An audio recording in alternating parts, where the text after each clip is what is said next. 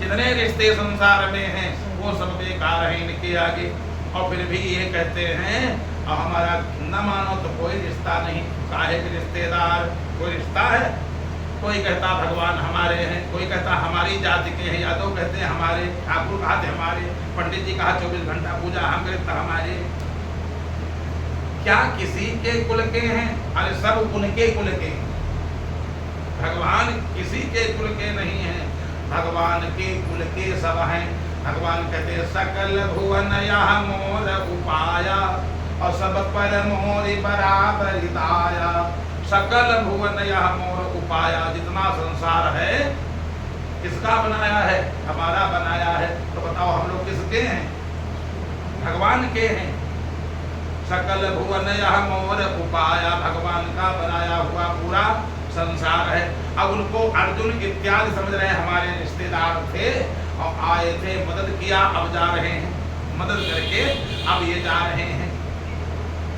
तो भगवान मदद तो सबकी करते हैं, भगवान धर्म पर चलने वालों की मदद करते हैं, उनकी कामनाओं को पूर्ण करते हैं। तो जब इन लोगों ने कहा हमने मारा, तभी संपितामह ने कहा सर्वम काल कृतम मन्ये, ये जो तुम्हारे साथ सामने वाले आए हैं सब इनकी करतूत है। अब तुम लोग नहीं, पूरा संसार सपालो यद पसोलो के, लोकपाल दिगपाल जितने पाल हैं सब इनके बस में।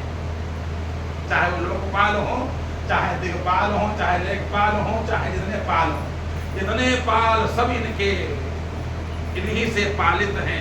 तब सपालो यद पसोलो के, पूरा संसार इनके बस में है।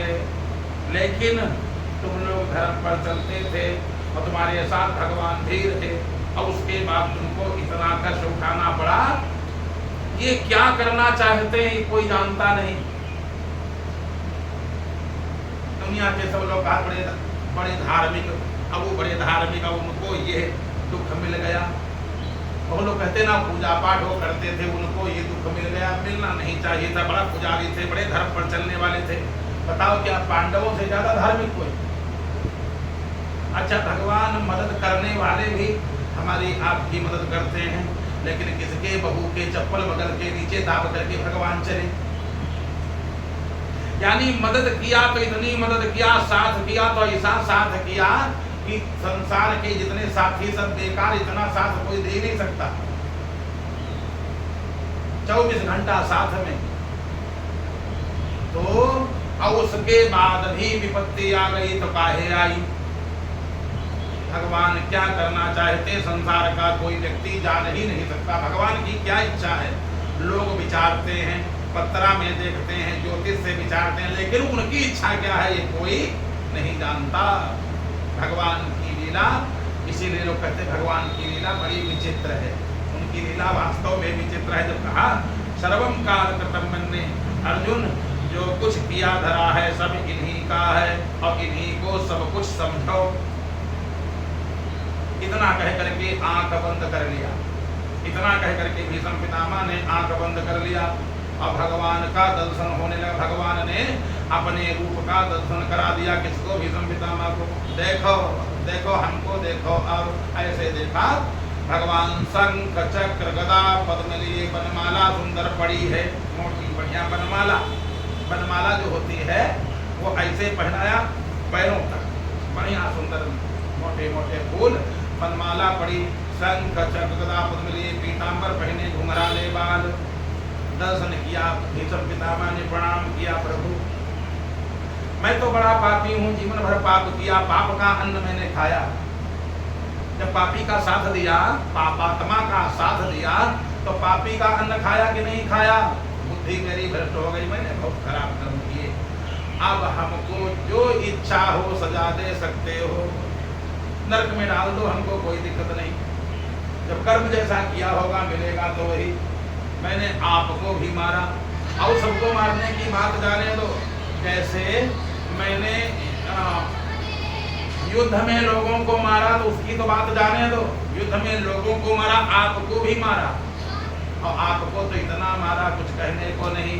आप जब पसीना पोंछने लगे और कहा था आपने हम अस्त्र नहीं छुएंगे, हमने कहा अगर अस्त्र न छुआ दिया, अस्त्र कहा न दिया, तो हम भी गंगा जी के जो है पुत्र नहीं, हम भी शांतनु के पुत्र नहीं हैं।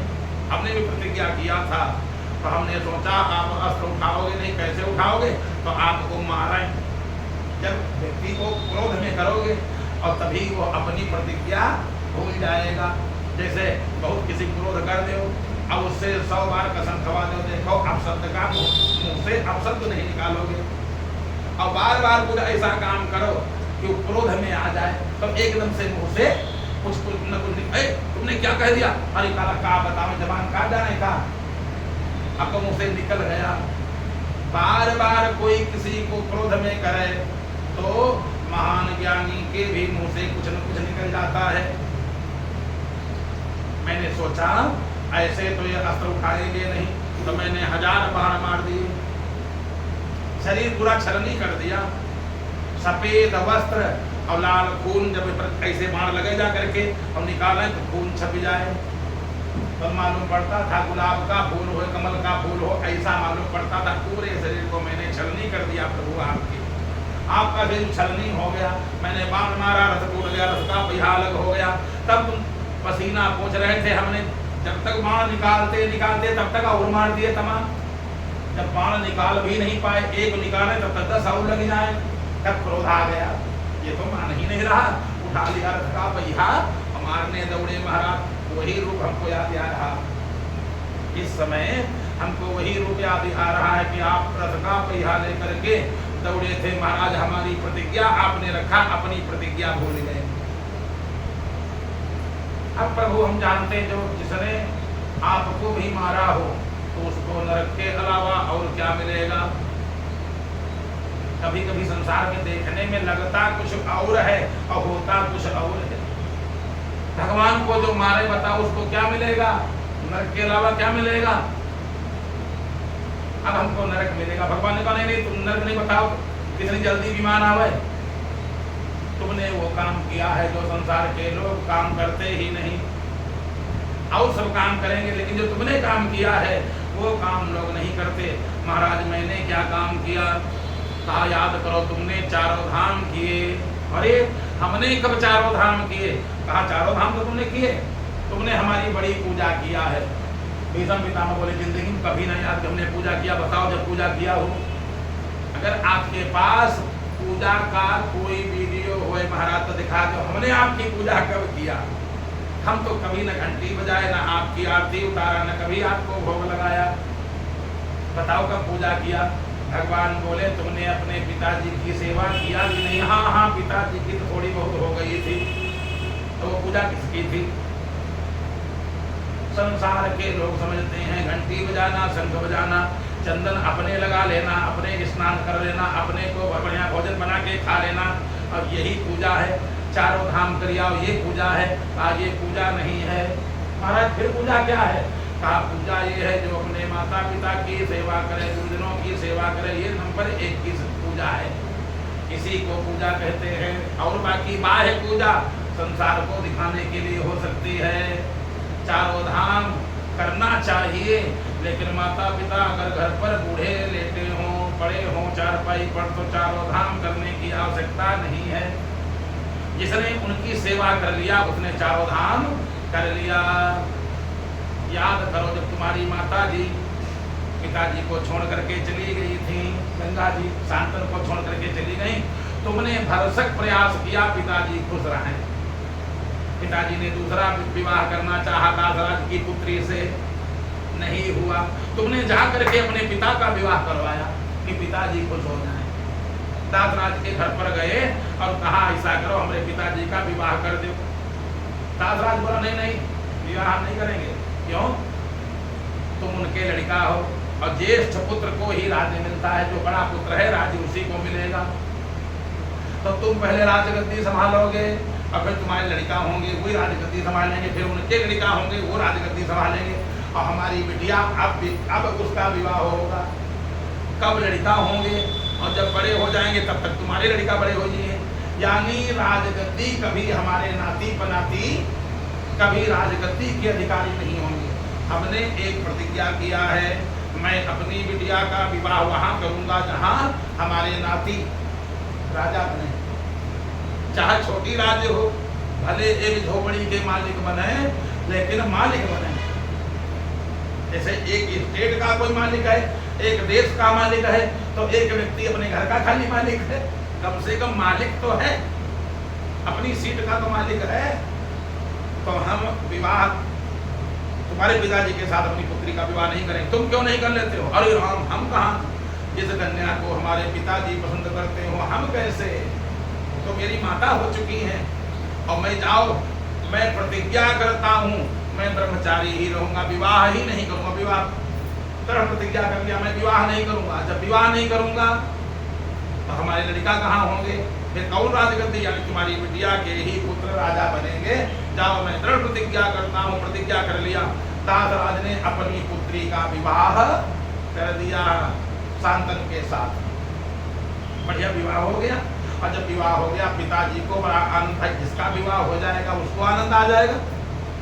पिताजी की तो इच्छा की पूर्ति हो गई।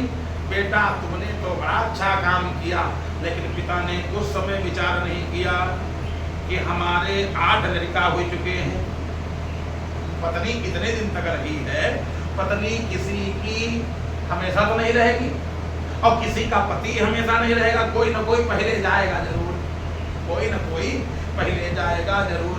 तो इसलिए हमारे तो 8 लड़का हो चुके हैं, अब बेटा को, हमारे पुत्र को सुख की आवश्यकता है, बेटा का विवाह हो जाए, ठीक रहेगा। लेकिन बेटे का विवाह नहीं, अपने विवाह के चक्कर में पड़े। अब बेटा ने भी पिताजी का विवाह करा दिया, कह दिया अब हम आजन्म ब्रह्मचर्य व्रत का पालन करेंगे। तो तुमने बताओ कितना बड़ा त्याग किया, कितनी बड़ी पूजा किया पिता को सुख पहुंचाने के लिए। जब तक पिताजी जिंदा रहे तब तक तुमने उनकी सेवा किया। अभी सब पिता चुपचाप सुन रहे, भगवान ने तब तक तुमने सेवा किया। और पिता की मृत्यु हो जाने के बाद तुमने पिता का विधिवत कर्म क्रिया किया, सब क्रिया कर्म सब अपना कर दिया। अब उसके बाद लोग गया जाते हैं, गया करने। जब तुम गए तुमने सोचा पिताजी की गया कर दिया जाए, गया करने गए यज्ञ में। जैसे गया जी में पहुंचे और सब कहीं पिंडदान दे दिया। प्रेत शिला में पहुंचे तो प्रेत शिला में बताते पहले हाथ निकल आता, हाथ प्रेत शिला में जैसे पहुंचे और संकल्प बोला, पत्तल बिछाया, कुशा बिछाए और हाथ में बढ़िया पवित्री पहन करके ऐसे लिया पिंड। बस मासानम मासोत्तमे मासे बोलने लगे, संकल्प बोला, अस्मत् पिता, मेरे पिताजी महाराज शांतनु भैया गर्भोत्पन्न तत क्षुत पिपासा दूरीकरणार्थाय पिंडदानम तवो प्रतिष्ठिता।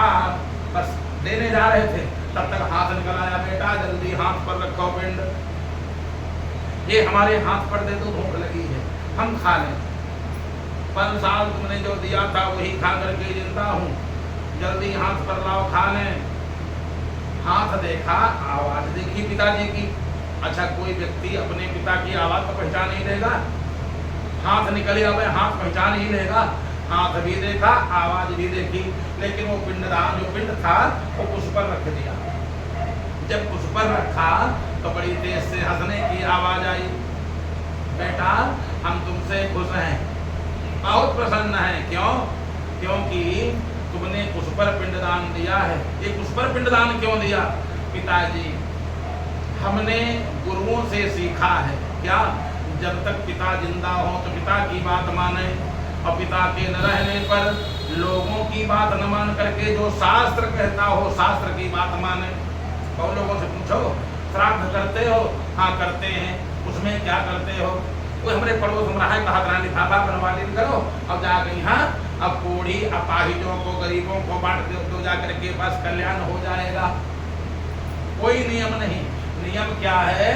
चाहे एक ब्राह्मण भोजन करावे, घर पर बुलावे, बुला करके उसके पैर धोवे और पैर धो करके बढ़िया सुंदर चंदन लगावे, चंदन लगा करके बढ़िया जीवावे, और जीवाने के बाद जो अपने श्रद्धा हो वो दक्षिणा देगी। क्योंकि अपात्र को दिया गया दान कभी भी पितरों को तृप्त नहीं कर सकता। जो स्वयं गरीब है, गरीब का मतलब जो स्वयं कर्महीन है, और कर्महीन न होता काहे मांग रहा होता। जो स्वयं कर्महीन है वो कितना तुम्हारे पितरों को तृप्त कर सकता, कितना पुण्य देगा? जिसके पास जो होगा देगा वही। जब जीवन में पुण्य किए नहीं है और तुम उससे पुण्य मांगने जाओगे, क्या पुण्य देगा? पुण्य तो वही दे सकता है जो बढ़िया परिवारदार व्यक्ति हो, धर्म पर चलने वाला हो, गायत्री का जप करने वाला हो, वेद पाठी हो। अरे जिसमें स्वयं में पत्ते नहीं छाया क्या देगा? जिस वृक्ष में स्वयं में पत्ते न हो, कहते नहीं भाई तो सूखा वृक्ष है, हम दया कर रहे हैं, बड़ा कमजोर है, क्या वो छाया देगा? नहीं देगा। इसी प्रकार से आशीर्वाद वही दे सकता है जिसने कुछ धर्म कर्म किया होगा, वही आशीर्वाद दे सकता है। तो तुमने भीष्म पितामह बोले हमने यही सोचा, हमने पिंडदान इसलिए कुशा पर रख दिया। शास्त्र और गुरुजन बताते हैं जब तक माता पिता जिंदा हो उनकी बात मानो, और जब न रहे तो शास्त्र की बात मानो। तो शास्त्र में लिखा है बिना कुश के दान नहीं देना चाहिए। जैसे लोग पूजा करते हैं पैती का है पहले, इसीलिए कुश है हाथ में, दान सफल होगा। बिना कुश के पिंडदान नहीं करना चाहिए, तो हमने कुश पर रख दिया। हंसने लगे, पिताजी हंसे, बेटा हम तुमसे खुश हैं, जो इच्छा हो वरदान मांग लो। पुत्र वही है जो इस लोक और परलोक में हर जगह पर सुख पहुंचावे, वही पुत्र है। बेटा जो इच्छा हो वरदान मांगो। भीष्म पितामह मुस्कराए, पिताजी आप तो सब कुछ दे करके चले गए, आप तो कुछ लेकर के गए नहीं। जैसे किसी का पिता कोई चला गया, वो कितनी संपदा लेके गया, कई कमरा लेके गया, एक रूम लेके गया। आप सब कुछ दे करके गए हो, अब मांगने की जरूरत नहीं है। कुछ ऐसे दुष्ट होते जो दिन रात मांगे करते हैं और मरने के बाद ही मांगा करते हैं।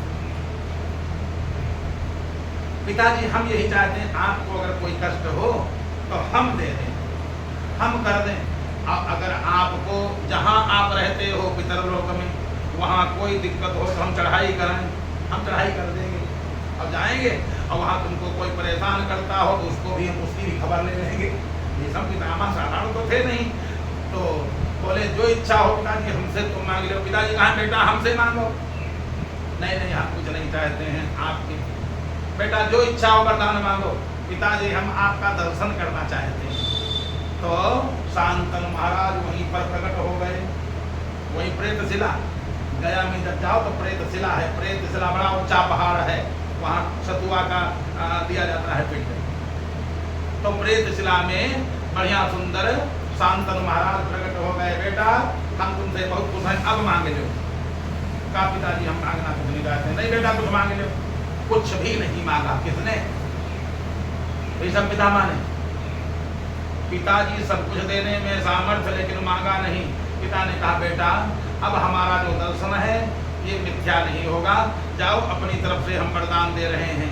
तुमने हमारी बड़ी सेवा किया और अंतिम में पिंडदान भी दिया, हम तुमको आशीर्वाद दे रहे हैं तुम्हारी पिंडदान देने की नौबत ना आवे, क्योंकि तुमने हमारे लिए विवाह नहीं किया और जिसके लड़का नहीं उसका पिंडदान कौन करेगा? हमको कष्ट है, हमारे लिए तुमने विवाह नहीं किया तो तुम्हारी कोई संतान नहीं हुई, जाओ तुमको हम आशीर्वाद दे रहे हैं, तुम बिल्कुल मरबे न करो। इच्छा हो तो मृत्यु आएगी और न इच्छा हो तो मौत भी तुम्हारा कुछ बार बाका नहीं कर पाएगी। संसार का कोई व्यक्ति इससे बड़ा वरदान कुछ हो नहीं सकता है। मन हो तो मरे और न मन हो तो न मरे। है कोई ब्रह्मा जी भी इस आशीर्वाद को दे नहीं पाए, शंकर जी भी दे नहीं पाए, दीर्घायु दे दिया, लेकिन इच्छा हो तो मृत्यु आवे। और इच्छा किसकी होगी मरने की? है कोई? है? पति नहीं। किसी की मरने की इच्छा नहीं। हमारे आपके तो घर बखरी है, खाने के लिए है, बढ़िया रहने के लिए सब कुछ है, लड़का बच्चा सब बढ़िया है, और जिनके कोई नहीं है, पीठ कट गई हो, कीड़े पड़ गए हो, उससे भी कहो भगवान तुमका पूछ ले, पूछे तुमका, तुम्हारे घर वाले हमका क्या पूछे। मरना कोई संसार में नहीं चाहता है। महान दुख से क्यों भारी दुख हो, कोई मरना नहीं चाहता। सब चाहते हैं अबे और थोड़े दिन और जिंदा रहें, थोड़ा और देख लें, सबकी ये इच्छा होती है। आज सुंदर पिताजी ने वरदान दे दिया, बेटा तुम्हारी इच्छा हो तो मौत आएगी, नहीं तो मौत भी कुछ नहीं कर पाएगी। चाहे भीष्म पितामह तो मरेंगे, नहीं तो नहीं। अब मरे नहीं, भीष्म पितामह मरे नहीं।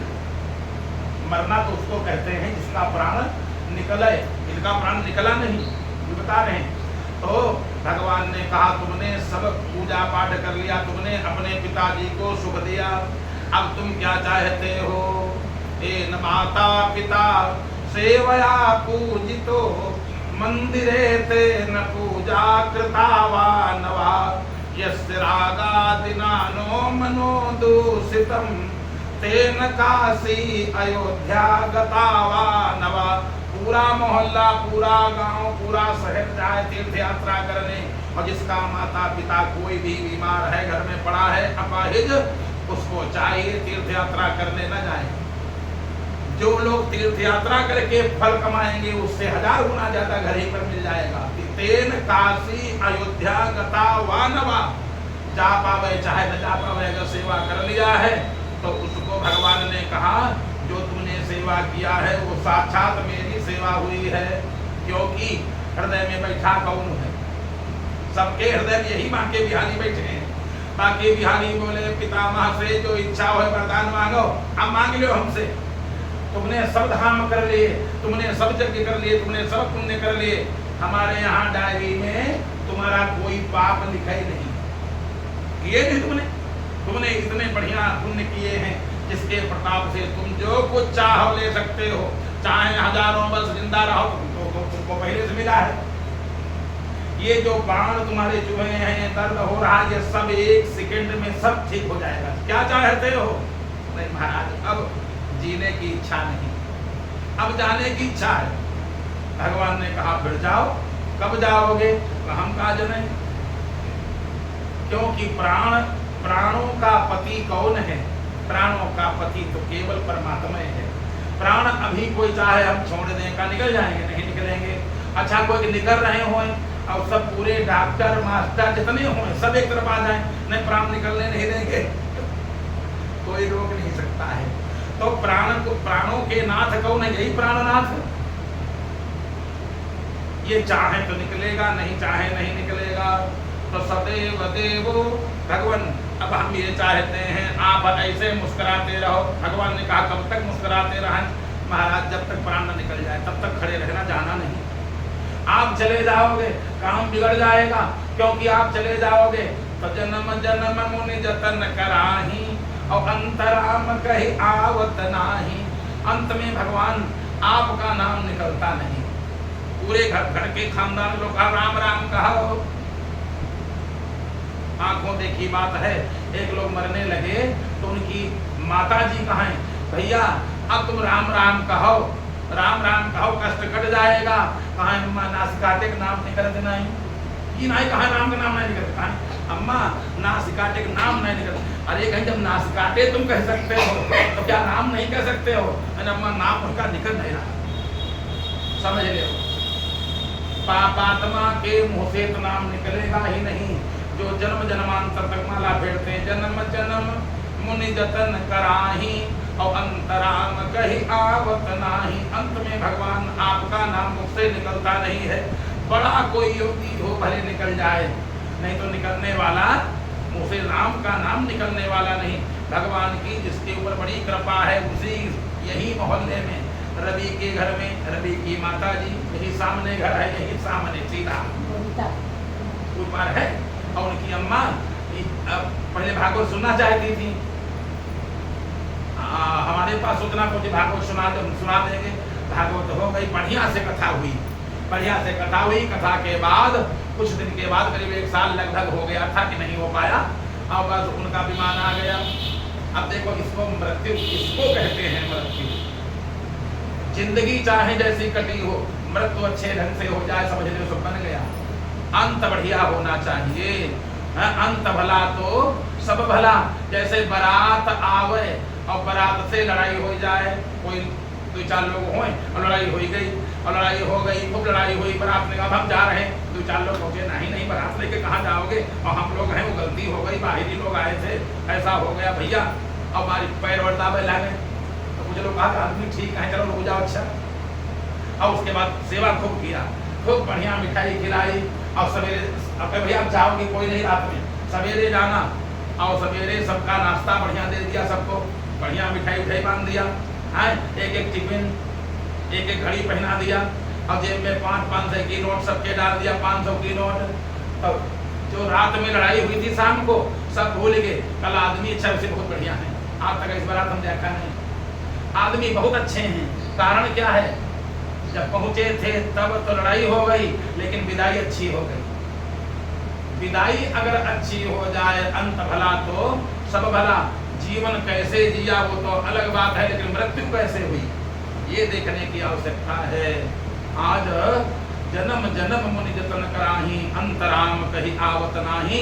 तो यही रवि की माता जी, हम लोगों ने फोन किया, रवि ने गुरु जी माता जी समाप्त हो, कैसे समाप्त हुई? कहीं कुछ नहीं, बस ये हुआ एकदम से कहीं हमका नीचे लेटाओ और शालिग्राम जी का ले आओ। बताओ ये कौन कहेगा? कोई बकायेदार की डायरी ढूंढेगा, कोई रुपया हुआ जमा है और वो डायरी हुआ रखी, चाबी हुआ रखी, ये सब बताएंगे कहीं वो ले आओ, जल्दी शालिग्राम ले आओ, बाकी बिहारी ले आओ। और ऐसा करो, हमारे मुँह तुलसा जी डालो, गंगा जल डाल दो और शालिग्राम जी को स्नान करवाओ और हमको पिला दो, बाकी बिहारी सामने रखना। बोले अम्मा छाछी को उनका बुला ले, छोटे वाले भैया के यहाँ, अब बहू के यहाँ तो बोले अरे कहीं जिंदगी भर देखा बहू, जिंदगी भर देखा लड़का को, अब तो इतने काम है कि इन्हें सामने रखो, बताओ बुद्धि बनेगी?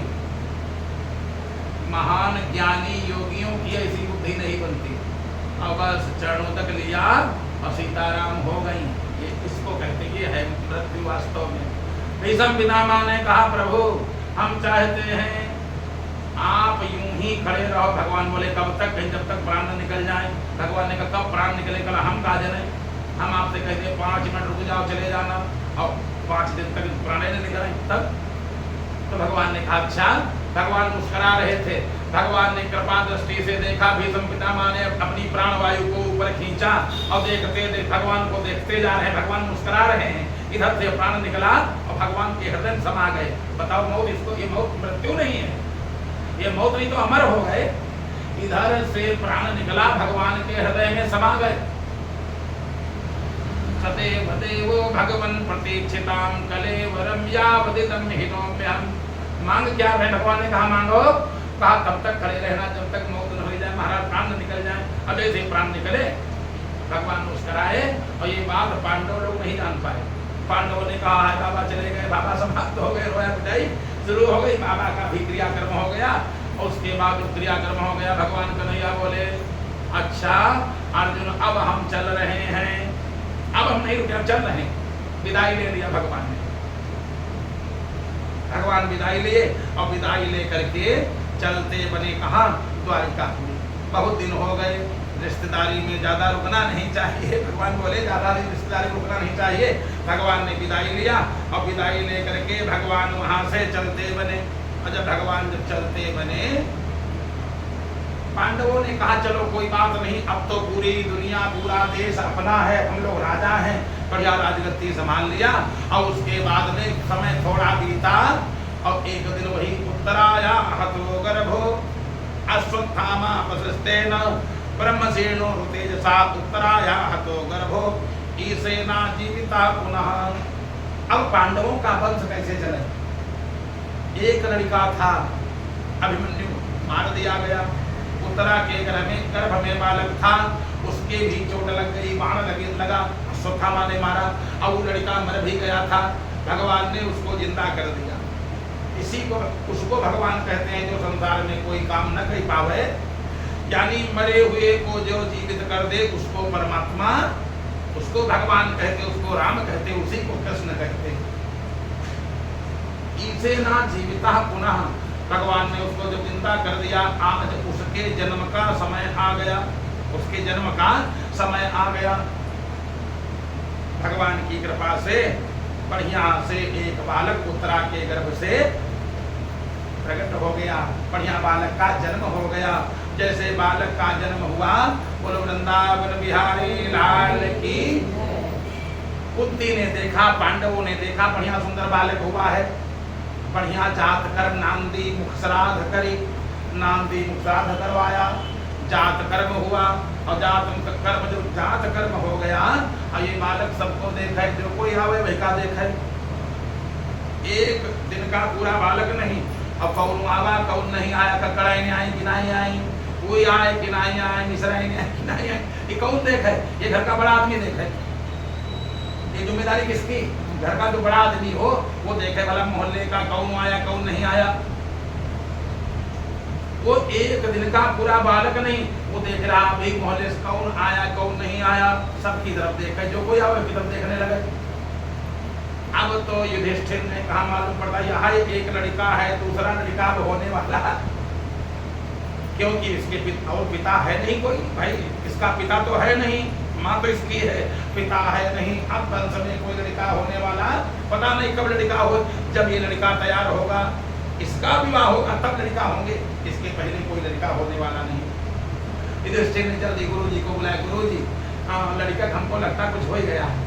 गुरुजी देखो जो कोई आता है मोहल्ले का, गुरुजी आए, गुरुजी को भी देखने लगा, लड़का गुरुजी को भी देखने, गुरुजी को हाँ है तो कुछ जरूर में से। जल्दी से गुरुजी ने पत्रा निकाला और देखा, विचार किया, आंख बंद किया, भगवान का ध्यान किया। देखो ज्योतिष से विचार किया हुआ कमजोर हो सकता है, और भगवान का ध्यान करते हुए जो हृदय से विचार किया जाता है वो कभी कमजोर नहीं होता है। गुरुदेव ने आंख बंद किया, ध्यान किया, ये बालक कौन है और ये क्यों सबको देख रहा, क्या देख रहा है? गुरुदेव ने कहा चिंता न करो, आपका ये बालक बड़ा होनहार होगा, ये सिंह के समान पराक्रमी, अर्जुन के समान धनुर्धर, महाराज भीम के समान गदाधर होगा, अपनी प्रजा का ये पालन करेगा, पुत्रवत पालन करेगा, ये महान वीर होगा। महाराज थोड़ी सी इसमें थोड़े से ग्रह खराब हैं, ये शिकार खेलने जाएगा, महात्मा के गले में सांप डालेगा, महात्मा सांप श्राप दे देंगे, जिससे इसकी मृत्यु होगी, होगा ये महान राजा। अब ये जो खराब बोला था किसी ने सुना नहीं, अच्छा सब सुनना चाहते हैं। होगा ये महान राजा और इसके राज्य में कलयुग आएगा, ये कलयुग को भी दंड देगा, दमन करेगा, कलयुग को स्थान देगा रहने के लिए, ऐसा ये राजा होगा। बड़ा धार्मिक होगा, अश्वमेध यज्ञ करेगा। महाराज आपका ये बालक बड़ा होनहार होगा। तो गुरुजी ये देख क्या रहा है? ये देख ये रहा है, सब लोग देखने आए मोहल्ले के, और वो आया कि नहीं आया जिसने गर्भ में हमारी रक्षा किया था। जब बाण लगा था, उस बाण के तेज से, बाण की अग्नि से मैं जल रहा था, तो जो मलहम लगाने गर्भ में पहुंच गया, सुरक्षा करने गर्भ में पहुंच गया, जिसने प्राणदान किया, वो देखने आया कि नहीं, कौन बाके बिहारी आए कि नहीं आए, सब में वही देख रहे थे वही है कि नहीं, और जिसमें देखा नहीं ये वो नहीं है। दूसरा आया कोई जगह, अब आ गए हो वही, फिर देखा ये भी नहीं। तो ये उनकी रास्ता देख रहा है, भगवान कन्हैया को देख रहा सब में कि वो आए कि नहीं आए हैं, यही देख रहा है, इसलिए सब में परीक्षा ले रहा है। महाराज इसका नाम परीक्षित होगा, बोलो परीक्षित महाराज की, इसका नाम परीक्षित होगा। गुरुदेव ने नामकरण किया, गुरुदेव जी को दक्षिणा मिला। अब ये बालक पढ़ने लगा, धीरे धीरे बालक पढ़ने लगा। एक दिन की बात है, बहुत काफी समय बीता। देखो काल किसी का सगा नहीं, काल किसी का सगा है नहीं, ऐसा कोई व्यक्ति नहीं जो काल के गाल में समा न जाए। ज्यादा कहने की आवश्यकता नहीं है, भगवान भी किसी को बचाते नहीं हैं, क्योंकि भगवान एक नाम है काल। भगवान उनकी सुरक्षा करते हैं, इनकी जो भगवान को ही सब कुछ मान लेते हैं, उनकी सुरक्षा करते हैं, लेकिन काल के गाल से कोई बचाने वाला नहीं। अगर बचाने वाला कोई होता तो बताओ सबसे सगा संबंध संसार में किसका है भगवान से? कोई एक व्यक्ति बताओ, उनका संबंध बड़ा अच्छा है। मामा और भांजे का संबंध बड़ा सगा माना जाता है। वो बीच में कंस वाला बीच में थोड़ा हो गया, इसलिए मजाक हंसी मजाक लोग करने लगे, नहीं तो मामा से सगा और कोई संबंध नहीं माना जाता था। कारण क्या था? मामा यानी माँ का भाई, माँ का भाई जो है, माँ में एक ही बार माँ होता है और मामा में तो 2 बार माँ। यानी मामा पूरी व्यवस्था करता था, जनेऊ होता, काशी ले जाता। आजकल मामा रोकने जाते हैं, कुछ रुपया दे रुक जाते थे। तो पहले कहते थे तुम चिंता न करो बहनोई जी, आपके यहाँ इतनी सामग्री नहीं, धन नहीं है, हम खर्चा करेंगे, काशी हम भेजेंगे। तो पढ़ाई लिखाई कहाँ होती थी, मामा करवाते थे, या मामा अपने यहाँ बुला लेते थे और पढ़ जाते थे इसे। तो मामा का संबंध बहुत सगा है।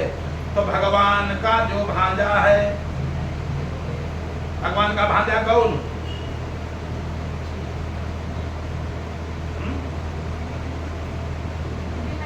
अभिमन्यु। देखो बहुत बढ़िया बात, अभी कथा बता रहे थे ना, अभिमन्यु हैं भगवान कन्हैया के भांजे।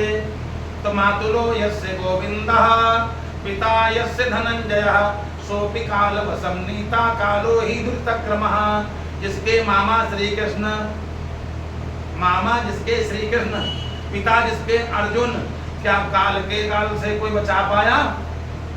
बुढ़ापा में मरना चाहिए था, बढ़िया सब सुख भोग करके बुढ़ापा में अपनी मौत मरते, लेकिन नहीं हुआ। नौजवान पत्नी, नवयुवती, गर्भ में बच्चा, बेटे का मुंह भी नहीं देख पाए, तो भगवान यही कृपा कर देते कि अच्छा लड़का हो जाए, लड़का मुंह देख के। तब बहुत लोग कहते हैं अरे भाई पोतक जने हो जाए, ब्याह हो जाए, तब मौत हो तो ठीक रहा है, तब मरे तो ठीक है। यहाँ तो लड़का का मुंह नहीं देख पाए। भगवान ने कहा नहीं, इनको जाना है। मातुलो यस्य गोविंदः पिता यस्य धनंजय, जिसके मामा श्री कृष्ण, पिता जिसके अर्जुन, उसको भी कोई काल के गाल से बचा नहीं पाया। यानी काल से कोई बचा नहीं सकता, संसार में कोई नहीं बचा सकता है। आ गई तो लेकर के जाएगी, मौत अगर आ गई तो लेकर के जाएगी। इतना बड़ा संबंध सगा, उसको भी जाना पड़ता है। इसलिए जाने की तैयारी हर व्यक्ति को हमेशा कर लेना चाहिए, पता नहीं कब आ जाए। जब अभिमन्यु की मौत को कोई नहीं रोक सका, तो हमारी आपकी कौन का है? हमारी आपकी कौन का है? न मामा उतना मजबूत और न दादा इतने मजबूत जितना अभिमन्यु के मामा और दादा मजबूत थे। है? अपने कहाँ इसे मामा ना इसे पिता। तो कहने का मतलब अपने मौत की, अपनी मृत्यु की तैयारी हमेशा करे, चाहे जब आ जाए तैयारी रखे। और जब तैयारी होगी, बहुत लोग ऐसे होते हैं तीर्थ यात्रा करने जाते हैं, उनका एक झोरा तैयारी रहा, कोई कल हरिद्वार चले चलो तैयारी कर लो, कल हमारा झोरा टंगे रहा, कल हमारा झोला टंगा ही रहता है, चलो चल दें। और जिनकी तैयारी नहीं है उनको दिक्कत होती है। इसलिए तैयारी हमेशा रखे जाने की, पता नहीं कब गाड़ी आ जाए। ये मौत वाली गाड़ी कभी भी आ सकती है, लेकिन जीव कभी तैयारी करने के चक्कर में नहीं रहता, और सब तैयारी करता है, जाने की तैयारी नहीं करता। एक दिन की बात, जब ये सब हो गया, अब परीक्षित का जन्म हो गया, परीक्षित बड़े होने लगे। एक दिन की बात विदुर जी आए, एक दिन की बात विदुर जी आ गए। विदुर जी कब गए थे? जब महाभारत युद्ध से पहले, जब दुर्योधन ने कह दिया तुम दासी के पुत्र हो और राजाओं का फैसला तुम करोगे। नौकर, अगर नौकर राजाओं का फैसला करने लगे तब तो हो गया। तो जब इस प्रकार से कहा था, विदुर जी गए थे तीर्थ यात्रा करने के लिए, और विदुर जी बहुत बातें देख करके आए। तीर्थ यात्रा करने गए तो सब कहीं तीर्थ यात्रा करके बढ़िया सुंदर तीर्थ यात्रा करके विदुर जी आए हैं। जब विदुर जी आए और इधर चार भाई, कौन कौन? युधिष्ठिर, भीम, नकुल, सहदेव, 4 लोग घर में हैं। और एक भाई जिसका नाम अर्जुन, वो गया है कहाँ? द्वारिका। कहा कृष्ण देखो इतने दिन से थे, मन नहीं लग रहा, चलो हम रिश्तेदारी तनी देख आवे चल के। कृष्ण कैसे हैं? चले गए कृष्ण का हाल चाल लेने अर्जुन, और 4 भाई घर पर। तब तक आ गए विदुर जी। विदुर जी जब आए और सभी तीर्थों का दर्शन करके आए हैं, जैसे विदुर जी आए, पांडव लोग बड़ा हृदय से लगा लिया, चाचा आप चले गए, चाचा आप चले गए, इस घर पर मुसीबत ऐसी आई, पहाड़ ऐसा मुसीबत का टूटा कि फिर युद्ध हो गया। विदुर जी सब जानते थे, युद्ध हो गया, चाचा बाबा मारे गए, दादा मारे गए, मामा मारे गए, रिश्तेदार मारे गए, सब मारे गए। अरे यहाँ तक अपना लड़का जो था वो भी मारा गया, अभिमन्यु मारा गया, सब मारे गए, बड़े अच्छे अच्छे सब सगे संबंधी मारे गए।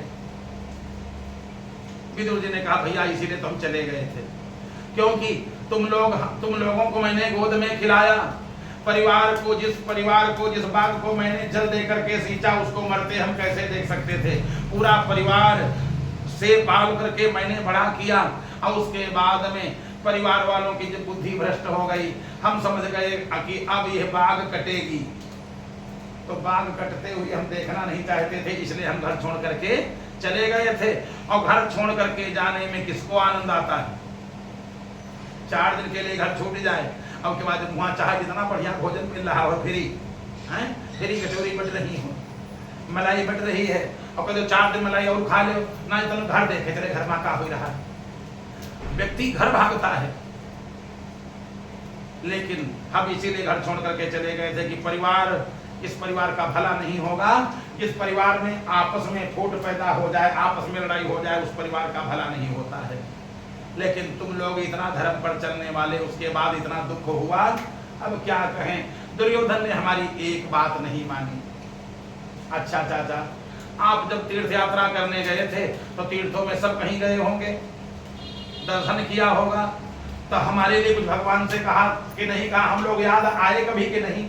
विदुर जी बोले भैया जीव चाहे जितनी दूर चला जाए, अपने सगे संबंधी सब कहीं याद आते हैं, लेकिन काल बड़ा बलवान है, चाहे जितना याद करो, याद खाली करते रहो, लेकिन सामने कोई आता, काल तो बड़ा बलवान है, 1 सेकंड में बिछो करा देता है, चाहे जितनी याद करो। अच्छा, तो आप द्वारिका गए होंगे? हाँ गए थे। कृष्ण का हाल ठीक है? उस समय कृष्ण भगवान नहीं थे, कृष्ण थे खाली। कृष्ण का भाई पांडवों के लिए कृष्ण थे, क्या कृष्ण का हाल ठीक है? कन्हैया ठीक से रह रहे हैं अपने नाती पोता और सबके साथ में, पत्नियों के साथ में आनंद से रह रहे हैं? हाँ सब ठीक है।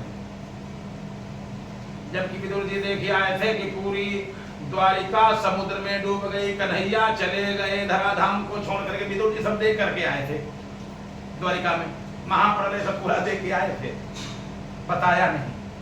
काहे के लिए नहीं बताया?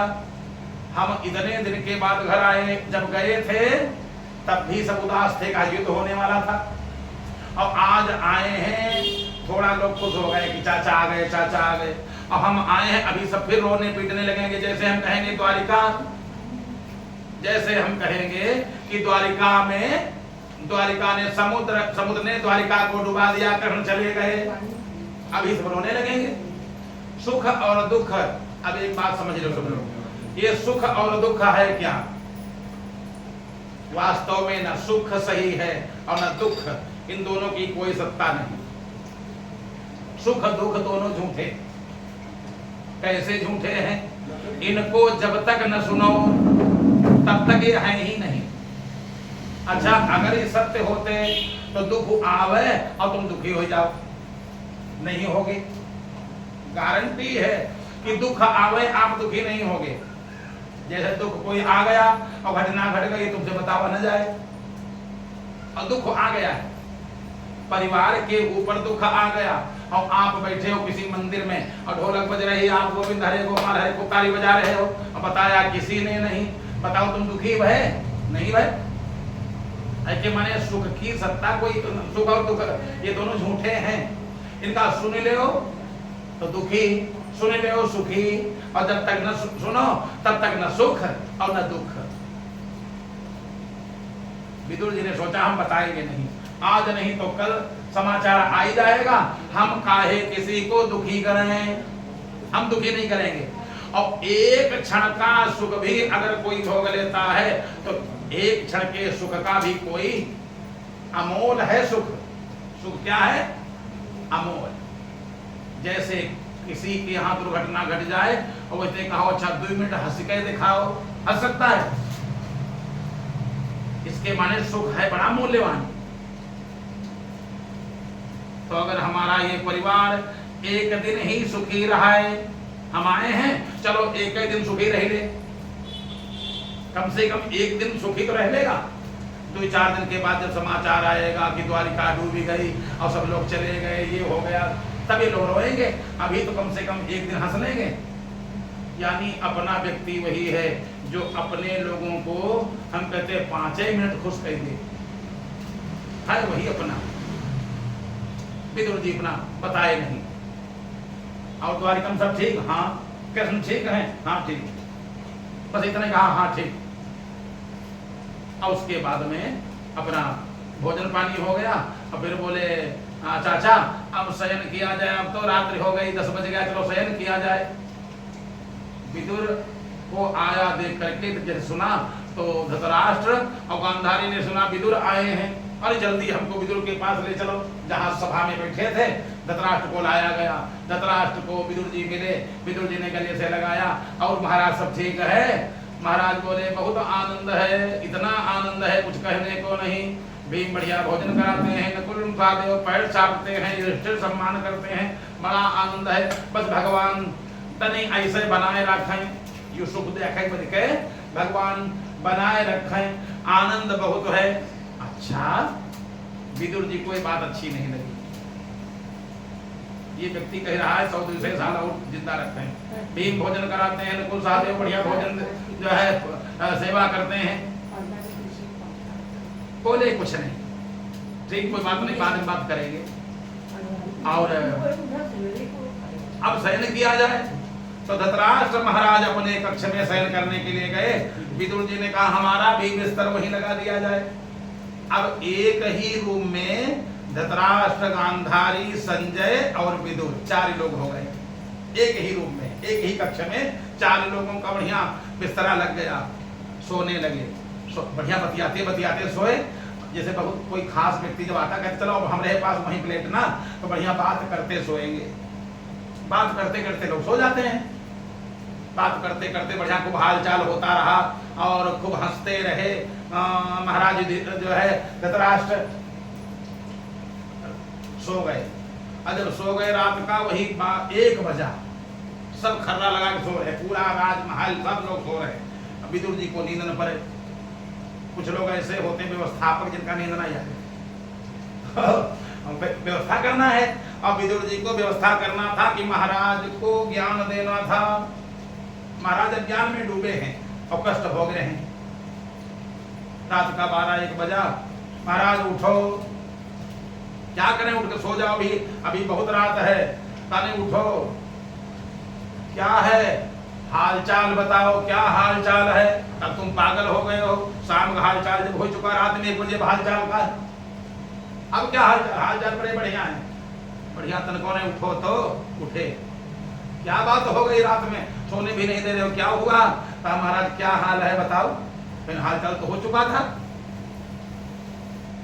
नहीं, अब हाल चाल तो हो चुका था, कहने बहुत हाल चाल बढ़िया, नहीं बढ़िया भोजन और सेवा सब कुछ हो रहा, क्या कमी है? बस भगवान फिर वही बात दोहराया, भगवान 100-200 साल जिंदा रखें। अरे कहा तुम्हारी अज्ञानता की हद हो गई, हद खत्म हो गई। हम जानते थे महाराज आप बुद्धिमान हैं, आप तो नंबर 1 के मूर्ख हैं। जीने की अभी भी इच्छा, जिसकी 100 बहुएं घर में विधवा बैठी हो, 100 पुत्र जिसके मारे गए हो, राज्य पूरा नष्ट हो गया हो, और उस कुकर्म में स्वयं भी शामिल हो, और उसके बाद भी जिंदा रहने की इच्छा, जिनको सताने में, कष्ट देने में तुमने कोई कसर नहीं छोड़ी। पांडवों में लाक्षागृह जब तैयार हुआ तुम्हारी, तुम जानते थे, मना नहीं किया। द्रौपदी की लाज जा रही थी, आंखें नहीं थी, जबान तो थी, कह देते बहू घर की है, एक बार तुमने नहीं कहा। यानी घर के लोग अगर किसी को अपशब्द का प्रयोग करते रहे और बड़ा बूढ़ा सुनता रहे, ऐसे माने वो इच्छा, लड़का किसी लड़ रहा हो तो पिता को खबरदार, उनको कुछ मत कह देना, वो हमारे बड़े खास हैं। अब अगर सुन रहा है, इसके माने इसकी भी इच्छा है तुम कहते रहो, हम बोलेंगे नहीं। अब जैसे कहा राजन, ना राजन निर्गम्यताम शीघ्रम पश्चेदम भय आगतम, तुम्हारे अज्ञानता की हद हो गई, जिनको सताने में तुमने कोई कसर नहीं रखी। आज उन्हीं का दिया हुआ रोटी का टुकड़ा खाते हो, कुत्ते जैसी तुम्हारी जिंदगी है। जैसे जिसको तुमने दुख देने में कोई कसर नहीं छोड़ी। अब आज वही उन्हीं का दिया हुआ खाते हो, जिसको तुमने खूब सताया हो, अब बुढ़ापन को है सेवा करे। बाद में कहा वो दिन याद करो, वो दिन याद करो जब तुम हमको घर में रहने भी नहीं दे रहे थे। अब आज जिनको तुमने बहुत माना वही सब चले गए, अब हम ही सेवा कर रहे हैं। बताओ कितना शर्माएगा वो व्यक्ति। अब भैया वही बातें भूल जाओ, यही तो कहेगा, वो हमसे गलती हो गई थी, हमको क्षमा कर दो। अरे कहा महाराज आपकी अज्ञानता की हद खत्म हो गई, आपने पांडवों को दुख देने में कोई कसर नहीं रखा। आज वही पांडवों का दिया हुआ अन्न, जैसे कुत्ते की जिंदगी होती, कुत्ता को रोटी दे दो और जब थोड़ा और अंदर आ बैला कर डंडा मार दो, वो दूर जाता रोता हुआ पों करते, कुछ देर बाद फिर आ जाता है। वही जिंदगी तुम्हारी है। तो क्या करना चाहिए? अभी रात में घर छोड़ दो। पश्चेदम भय आगतम, भय आ गया है, हम नहीं जानते, यहाँ मरोगे नरक होगा, चारपाई पर मरोगे, जल्दी से घर छोड़ दो। कहाँ चले जाएं? अरे जल्दी से घर से निकलो, देखो मौत आ रही है, मौत नजदीक है। कब मरेंगे? आज के 5वें दिन। आज के 5वें दिन मृत्यु निश्चित है। मौत किसी की सगी नहीं छोड़ती है। नहीं राजन, अब जल्दी से, राजन निर्गम्यताम शीघ्रम, जल्दी करो। पहले सवेरे चले जाएंगे, सवेरे तुमको कोई जाने नहीं देगा। पांडव लोग ऐसे निर्दयी नहीं हैं, जैसे अभी कोई घर का बूढ़ा व्यक्ति का अच्छा हम जा रहे भैया मौत बुढ़ापा आ गए, मर जाने हैं, तो घर के बाहर कहूँ मरे जाकर के कोई जाने देगा कि घर के बाहर कहाँ मरोगे जाकर के, पता नहीं कहाँ क्या हो जाए। तुमको पांडव लोग जाने नहीं देंगे, इसलिए रात में निकल चलो। आगे आगे विदुर और पीछे धृतराष्ट्र। पतिम प्रयांतम सुबलस्य पुत्रे, सुबल महाराज की पुत्री जिनका नाम गांधारी। देखा पति जा रहा है, पति के पीछे पीछे चलती बनी, पति के पीछे पीछे चलती बनी। कहाँ पहुंच गए? रातों रात पहुंच गए हस्तिनापुर से, और सीधा पहुंच गए जहां पर गंगा जी बहती हैं, गंगोत्री।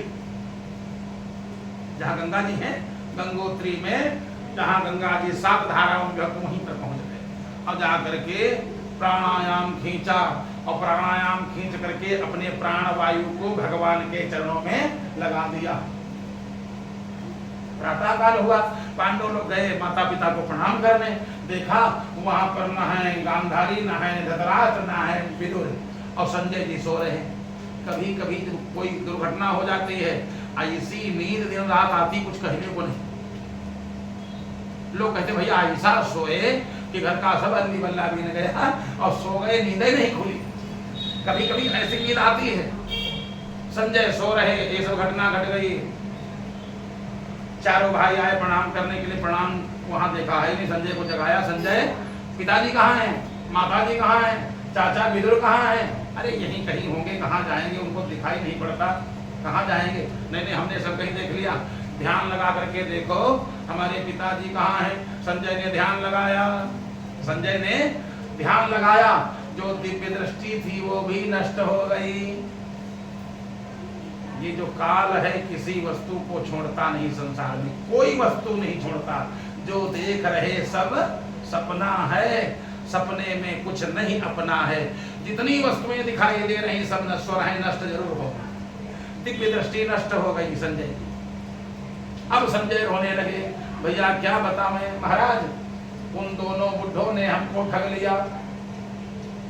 बाल्या अवस्था से वृद्धा अवस्था तक हम सब लोग साथ में रहे, और बिना बताए पता नहीं कहाँ चले गए। ऐसी मित्रता, यानी जो हर क्षण, अब बताओ हमारे लड़का क्या कह रहे हैं, बेचारे संजय बता देते। वो लोग हमको ठग करके चले गए, हाय हम यहाँ रह गए, हम भी साथ में चले गए होते। संजय फूट फूट करके रोने लगे। अब इतने में पांडवों ने कहा भैया अब क्या होने वाला है, समझ में नहीं आ रहा क्या होने वाला है। देखा क्या, लोग मनमानी बातें कर रहे हैं, पड़ोस में लड़ाई, पति पत्नी में लड़ाई हो रही है, मूर्तियां रोती सी दिखाई दे रही हैं। युधिष्ठिर घर के बाहर निकले तो गैया, गाय बछड़ा, जो अच्छे पशु हैं वो सब बाएं करके निकल रहे हैं। अच्छा जैसे गैया हो, गाय हो, बछड़ा हो, ऐसे जो हैं ये अगर बाएं करके निकलें, ब्राह्मण बाएं करके निकल जाए, कन्या बाएं करके निकल जाए, रूपवती स्त्री बाएं करके निकल जाए, समझ लो दिन ठीक नहीं। ये पहले से सगुन अशगुन होने लगते हैं। यदि जितनी अच्छी वस्तुएं हैं और बाएं करके निकलें, जैसे आपके बाएं से निकलें, बाएं करके, तो समझ लो अच्छे दिन नहीं।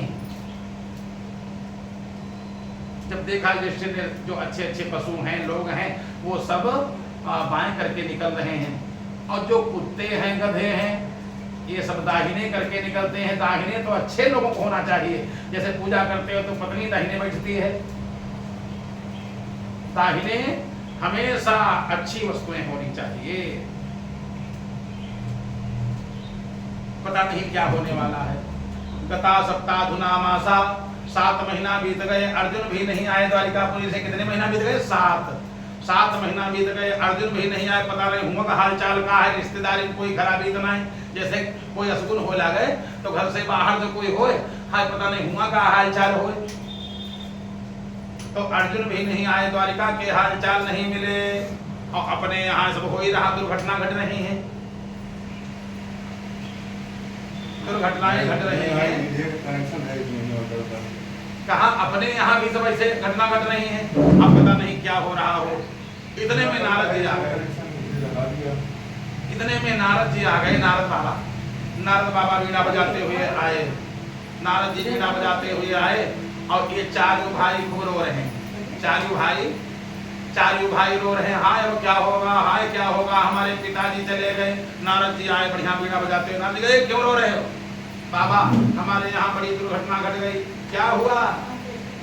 संजय चाचा आए थे, चले गए।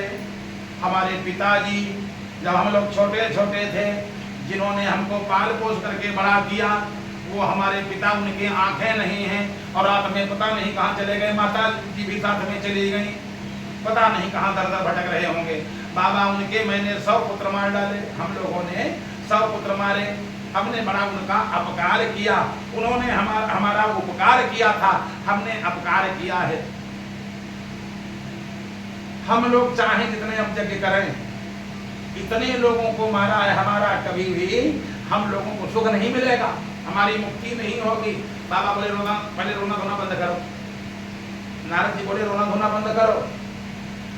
बाबा माता पिता चले गए, हमारा मन बड़ा अशांत है। बाबा ने कहा मन को शांत करो। अच्छा एक बात बताओ, जो चला गया है 1000 साल तक रोते रहो, रो करके माथा पटक दो, माथा फोड़ डालो, वापस आएगा?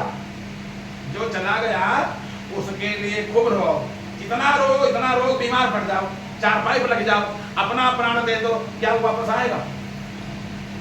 जो चला गया वापस नहीं आएगा। नहीं बाबा पता नहीं कहाँ चलेगा। बाबा बोले हम बता रहे हैं, हम बता रहे कहाँ है। तपस्या के बल से नारद जी ने कहा सुनो, वो देखो तुम्हारे पिताजी जहाँ पर गंगा जी 7 धाराओं में बह रही हैं, वहाँ पर जो देखो बद्रिका आश्रम, वहाँ पर ऊपर बद्रिका आश्रम के भी ऊपर वो देखो दिखाई दे रहे हैं। हाँ हाँ दिखाई दे रहे हैं, देखो वो देखो प्राणवायु को जीत लिया, उनका प्राण निकल गया। तुम्हारी माता गांधारी चिता देखो लगा रही हैं, चिता लगने लगी, नारद जी ने सब दिखा दिया। वो देखो चिता लग गई, और अपने पति के पार्थिव शरीर को अपने गोद में ले लिया, श्रृंगार कर चुकी हैं, गोद में ले, वो देखो आग जलने लगी, और वो देखो विमान आ गया, दोनों लोग चले गए। अब तो ये लोग और तेज रोने लगे, हाय मेरी माता जी चली गई, पिताजी चले गए, वो देखो चले गए। अरे कहा राजन रोना धोना बंद करो, तुम्हारे ऊपर खुद ही विपत्ति, तुम्हारे ऊपर मौत खुद ही मंडरा रही है। आज के 7वें दिन तुम खुद ही समाप्त हो जाओगे, अपनी तैयारी करो। क्या मौत खुद ही मंडरा रही है। कितना नारद जी ने कहा, और ये नारद जी चलते बने, और उधर तक अर्जुन आ गए। 7 महीना बीत गए थे, अर्जुन आए, और अर्जुन जैसे आए, इधर से महाराज ने कहा और सब ठीक है। जब ज्यादा कोई खराबी परिवार में होने लगती, तो जब कोई आओ तुरंत लेते हाल चाल, और बताओ हुआ ठीक, सब ठीक है। अर्जुन बोलबे नहीं किए। अच्छा द्वारिकापुरी में 7 महीना रुके हो, क्या किसी ने कुछ कह दिया? कहा अर्जुन फिर नहीं बोले। क्या कोई शरण में आ गया तुम्हारे, उसकी सुरक्षा नहीं कर पाए। अर्जुन तब भी नहीं बोले। अच्छा सब बातें छोड़ो, एक बात बताओ, क्या कृष्ण ठीक ठाक हैं द्वारिकापुरी में? जैसे इतना कहा कृष्ण ठीक है। अच्छा अर्जुन परम सखा है।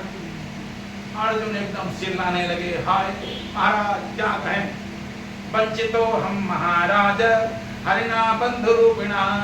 भैया उन्होंने हमको ठग लिया, वो कन्हैया चखरा धाम छोड़ करके चले गए, हम लोगों को छोड़ दिया चले गए। भीम भैया तुम कहते थे मैंने मारा, हम कहते थे हमने युद्ध जीता, न तुमने जीता न हमने जीता। आज मालूम हो गया संसार का कोई व्यक्ति बली नहीं होता है, कोई बलवान नहीं, कोई धनवान नहीं। संसार का कोई व्यक्ति न बलवान है, न धनवान है, न जनवान है। जब तक इनकी कृपा है तब तक बलवान है। बस तुम भैया भीम ताल ठोक रहे थे और हम भी ताल ठोक रहे थे कि एक क्षण में पूरे संसार को मैं बस बाण चढ़ाऊं और समाप्त कर सकता हूं। आज मालूम हो गया जब कन्हैया जाने लगे तो वहां से हम चले, तब तक हम नहीं जान पाए, तब तक कृष्ण को भगवान हम नहीं समझ पाए। जब जाने लगे तो कन्हैया बोले देखो पूरा यदुवंश तो संहार हो गया, यादव लोग सब समाप्त हो गए, अब ये 5-6 गोपिकाएं बची। हमने उन्हें बताया 5-6 बच्चे, इनको ले जाना, तुम्हारा राज्य है, तुम्हारा सुंदर राज्य है, और वहां ले जाना, ले जाकर के अपने राज्य में इनकी सुरक्षा करना, इनको भोजन और बसन की कमी न रहे, ये लिए जाना, इतना उपकार हमारे साथ कर दो। अर्जुन ने कहा महाराज चिंता तुम क्यों करते हो, हम आए ना। वो 4-5 गोपियां लेकर के आ रहे थे और इतने में रास्ते में महाराज क्या पता मैं कहा कन्हैया धराधाम को छोड़ के चले गए, यादव लोग आपस में लड़ाई करके सब मर गए, समुद्र ने मर्यादा लांघ करके द्वारिकापुरी को डुबा दिया। 8 दिन लौटे जाए और कहने लगे जो 5-6 गोपियां थी, 5-6 गोपियां बची थी और लेकर के हम आ रहे थे तो रास्ते में कोलभील मिले, रास्ते में कोलभील में डाकू नहीं थे, ऐसे कोलभील मिल गए, जंगल में रहने वाले कोलभील मिले। कहाँ ले जा रहे इनको? तो बोले जानते नहीं हम अर्जुन हैं और ये हमारे परम सखा परम मित्र के यहाँ की ये स्त्रियां हैं, गोपियां हैं, इनको हम अपने यहाँ लिए जा रहे हैं। अच्छा तुम कौन? कहना हम अर्जुन है, जानते नहीं हो, ये हमारा धनुष, 1 सेकंड में पूरी दुनिया को हम समाप्त कर सकते हैं।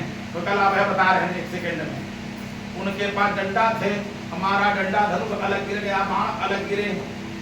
गोपियों ने जब देखा ये अर्जुन का ये हाल, खुदाई मार खा रहे हैं, हमको क्या बचाएंगे, अब तो हमारी लाज चली जाएगी, हम कोलभीलों के हाथ में चली जाएंगी। उन गोपियों ने तालाब, एक तालाब वहीं पर था, उसी तालाब में प्रवेश कर गई, उसी का नाम पड़ गया गोपी तालाब, उसी का नाम गोपी तालाब, क्योंकि गोपियां इतनी पवित्र अपनी लाज बचाने के लिए चली गई, तालाब जल के अंदर प्रवेश कर गई, दुष्टों के हाथ में नहीं गई। वृंदावन बिहारी लाल की, गोविंद भगवान की। तो गोपियां सब चली गई कहाँ? तालाब में, जल के अंदर प्रवेश कर गई। तो उन दुष्टों ने, कोलभीलों ने हमको जीत लिया। भैया आज मालूम हो गया, आज मालूम हो गया संसार में कोई बली नहीं, पुरुष बली नहीं होता है, और समय हो तब बलवान, भीलन लूटी गोपिका, वही अर्जुन वही बाण, वही मैं अर्जुन वही बाण, सब कुछ वही है, केवल एक चीज वही नहीं है, सब कुछ वही है। अब समय उनाए, समय बदल गया, काहे के लिए? जिनकी हमारे ऊपर कृपा दृष्टि थी वो पृथ्वी लोक छोड़ करके अपने लोक में चले गए, कन्हैया धराधाम को छोड़ करके चले गए। पांडव रोने लगे, चिल्लाने लगे, हाँ अब क्या होगा, हमारे मित्र, हमारे परम सखा, जिनकी कृपा से हम लोगों ने महाभारत युद्ध जीता है, बड़े बड़े काम किए, सब कृपा उन्हीं की थी। अब तो पांडव लोग रोने लगे। अभी अभी जो नारद जी बता गए थे बात ठीक है, कहते हैं हम लोगों के ऊपर भी काल मंडरा रहा है। पांडवों ने राज तिलक कर दिया, किसका? परीक्षित का, राज सिंहासन पर बैठा दिया, राज सिंहासन पर बैठा करके और तैयारी किया स्वर्गारोहण की। पांडवों ने स्वर्गारोहण के लिए तैयारी किया। कुंती ने भगवान का ध्यान करते हुए कुंती भी इसके पश्चात पांडव लोग स्वर्गारोहण करने के लिए माणा गांव, बद्रीनाथ माणा गांव से वहीं स्वर्गारोहण किया। वहां जब जाने लगे सब पांचों भाई साथ में हैं। अब पांचों भाई आगे आगे युधिष्ठिर, पीछे चार भाई, एक एक भाई का साथ छूटता चला गया। यानी संसार में जो आया है साथ कोई जाने वाला नहीं है।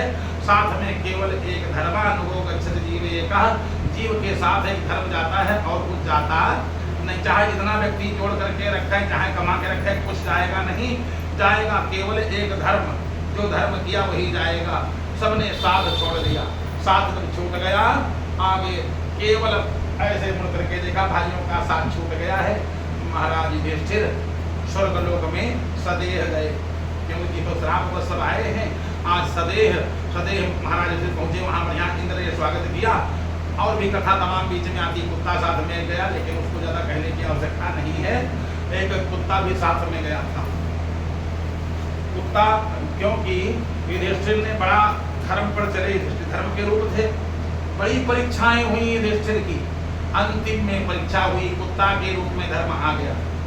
अब पीछे पीछे चलता रहा, और जैसे जैसे स्वर्ग के कपाट खुले और देखा इंद्र ने देखा कि जो आया है उसके पीछे कुत्ता है, दरवाजा बंद कर दिया और कहा जो कुत्ता को पालता है, जिसको कुत्ता छूता है, वो स्वर्ग नहीं आ सकता है। गेट बंद कर दिया। अब तो युधिष्ठिर ने कहा इधर की घंटा, और तुम्हारे स्वर्ग को हम आएंगे ही नहीं, ऐसे स्वर्ग को हम ठोकर मारते हैं। कुत्ता ने कम से कम साथ तो दिया। यानी व्यक्ति को चाहिए, अगर कुत्ता भी साथ दे तो उसके साथ को कभी भूलना नहीं चाहिए। सबसे बड़ा पाप लगता है अगर किसी ने हित तुम्हारा किया है उसको भुला दो। उसको बोलते कृतज्ञ, तुम्हारे साथ किसने किया और उस उपकार को तुम नहीं मानते हो, तो ये पाप बहुत बड़ा पाप लगता है। तो हमारे भाइयों का साथ छूट गया, भाइयों ने साथ छोड़ दिया। कुत्ता साथ में आया तो कम से कम कुत्ता साथ में आया, ये भी हमारा भाई समझो। जो साथ दे वही भाई है। तो अगर तुम कह रहे हो कुत्ता आया है तो स्वर्ग नहीं आओगे, या तो कुत्ते को भगा, तो हम भगाएंगे नहीं कुत्ते को भी। साथ में आया है, साथ में रहेगा। तो कहा कुत्ता को पालने वाले को, कुत्ता को छूने वाले को स्वर्ग नहीं मिलता। मैंने स्वर्ग हमको नहीं चाहिए, अगर नहीं मिलता हम जा रहे हैं। फिर किवाड़े खुल गए, महाराज आ जाओ। ये कुत्ता नहीं, यही साक्षात धर्म है। कम से कम तुम इतना तो, आज का व्यक्ति कहा अच्छा ऐसा करो 10 लाख रुपया देंगे, अपने दादक मान डालो, काम हो गया। थोड़े से लोग छोड़ने की बात जाने दो, लेकिन महाराज युधिष्ठिर ने कुत्ता को भी छोड़ा नहीं, क्योंकि अंतिम समय में हमारा साथ दिया है। तो अगर कुत्ता भी है साथ देने वाला, हम छोड़ेंगे नहीं। बाद में यही कहा इंद्र ने, नहीं कुत्ता को बांध करके न रखे, कुत्ता को बांध कर रखने वाले को, कुत्ता सब बर्तनों को छुए, ऐसे व्यक्ति को स्वर्ग की प्राप्ति नहीं होती है। कुत्ता को जो रोटी न दे उसको भी स्वर्ग की प्राप्ति नहीं होती। कुत्ते को रोटी दे लेकिन बांध करके घर में न रखे, घर में बर्तन न छुए। कुत्ता अगर छू लेता है तो सचैल स्नान आचरेत, पूरे वस्त्रों के सहित स्नान करे, व्रत करे, तब पवित्र होता है। कुत्ता छुए ना, नहीं किसी में। अलग गाड़ियों को तो गोदी रहा, अब तो गाड़ी ने गोदी, अब तो लड़का चाहे भले बाहर रहे, कुत्ता तो गोदी में रहेगा। गाड़ी क्या कहा जाए, लेकिन ये बात ठीक नहीं। कुत्ते को भोजन देना चाहिए। कुत्ते को जो भोजन न दे स्वयं खा ले, गाय को भोजन न दे और कुत्ते को भोजन न दे, उसको स्वर्ग नहीं मिलता। अगर स्वर्ग चाहता हो तो कुत्ते को भोजन जरूर देना चाहिए और पाल करके रखे ना। अरे मोहल्ले में तमाम होते, जिसको दे दोगे वही दरवाजे पर बैठेगा। तो इसलिए कुत्ते को रोटी देना चाहिए। परीक्षा अंतिम में हो गई, महाराज चले गए। इधर परीक्षित महाराज अपने प्रजा का पालन, ब्राह्मणों को बुलाया और ब्राह्मणों को बुला करके राज्य शासन कैसे करना चाहिए, सुंदर बढ़िया राज्य शासन महाराज परीक्षित करने लगे। जब राज्य शासन करने लगे, तथा परीक्षित शिक्षया, ब्राह्मणों के सहयोग से परीक्षित महाराज ने बढ़िया प्रजा का पालन करना प्रारंभ किया। पूरी प्रजा का पालन किया, पूरे भूमंडल का राज्य महाराज परीक्षित ने संभाला। पूरे भूमंडल का राज्य करते हैं। महाराज परीक्षित ने कई अश्वमेध यज्ञ किए। परीक्षित के राज्य में कोई प्रजा दुखी नहीं थी, बढ़िया सुंदर राज्य चल रहा था। और एक दिन की बात महाराज परीक्षित का 10 दिशाओं में अधिकार हो, दिग्विजय किया, 10 दिशाओं को जीत लिया। एक दिन यज्ञ का घोड़ा आगे आगे जा रहा है, पीछे पीछे सेना और महाराज परीक्षित। देखा क्या, जैसे भगवान गए कलयुग को मौका मिल गया। भगवान कन्हैया जैसे गए, अब कलयुग को मौका मिल गया। कलयुग ने देखा सीट खाली है, तुरंत आ गया। लेकिन कलयुग का बोलबाला नहीं हुआ परीक्षित के आगे। परीक्षित जैसा राजा, कलयुग आया, उसने सबसे पहले मन में विचार किया, इस पृथ्वी को दुख पहुंचाओ। जो पृथ्वी है यह रोते हुए भगवान के पास सबसे पहले जाती है। अगर कोई गलत काम होता है तो राजा राज्य करता है, भगवान के पास पहले पृथ्वी जाती है। तो पृथ्वी को सताओ और धर्म को नष्ट करो। अगर धर्म नष्ट नहीं होगा तो हमारा राज्य नहीं होगा, तो धर्म को नष्ट करो। तो कलयुग ने क्या किया, एक गाय और बैल को मारना शुरू कर दिया। गाय को और बैल को, राजसी कपड़ा पहने, मुकुट लगाए और हाथ में डंडा लिए, बैल के 3 पैर तोड़ डाला। और गाय को लात से मार रहा है और डंडा से बैल को मार रहा है। महाराज परीक्षित निकले, अरे हमारे देश में गऊ मारी जा रही है, किस राजा के राज्य में गऊ मारी जाए, उस राजा को डूब करके मर जाना चाहिए। जा सुराज प्रिय प्रजा दुखारी, सो अवश्य नरक अधिकारी। जिस राजा के राज्य में प्रजा दुखी रहा है वो नरक जाता है। राजा रथ से कूद गए, निकाल लिया तलवार। अरे दुष्ट, तू क्यों मार रहा है? पृथ्वी माता रो रही, जो बैल है वो भी रो रहा, गाय और बैल दोनों रो रहे हैं। लेकिन ये कोई नहीं जानता है पृथ्वी है ये धर्म है।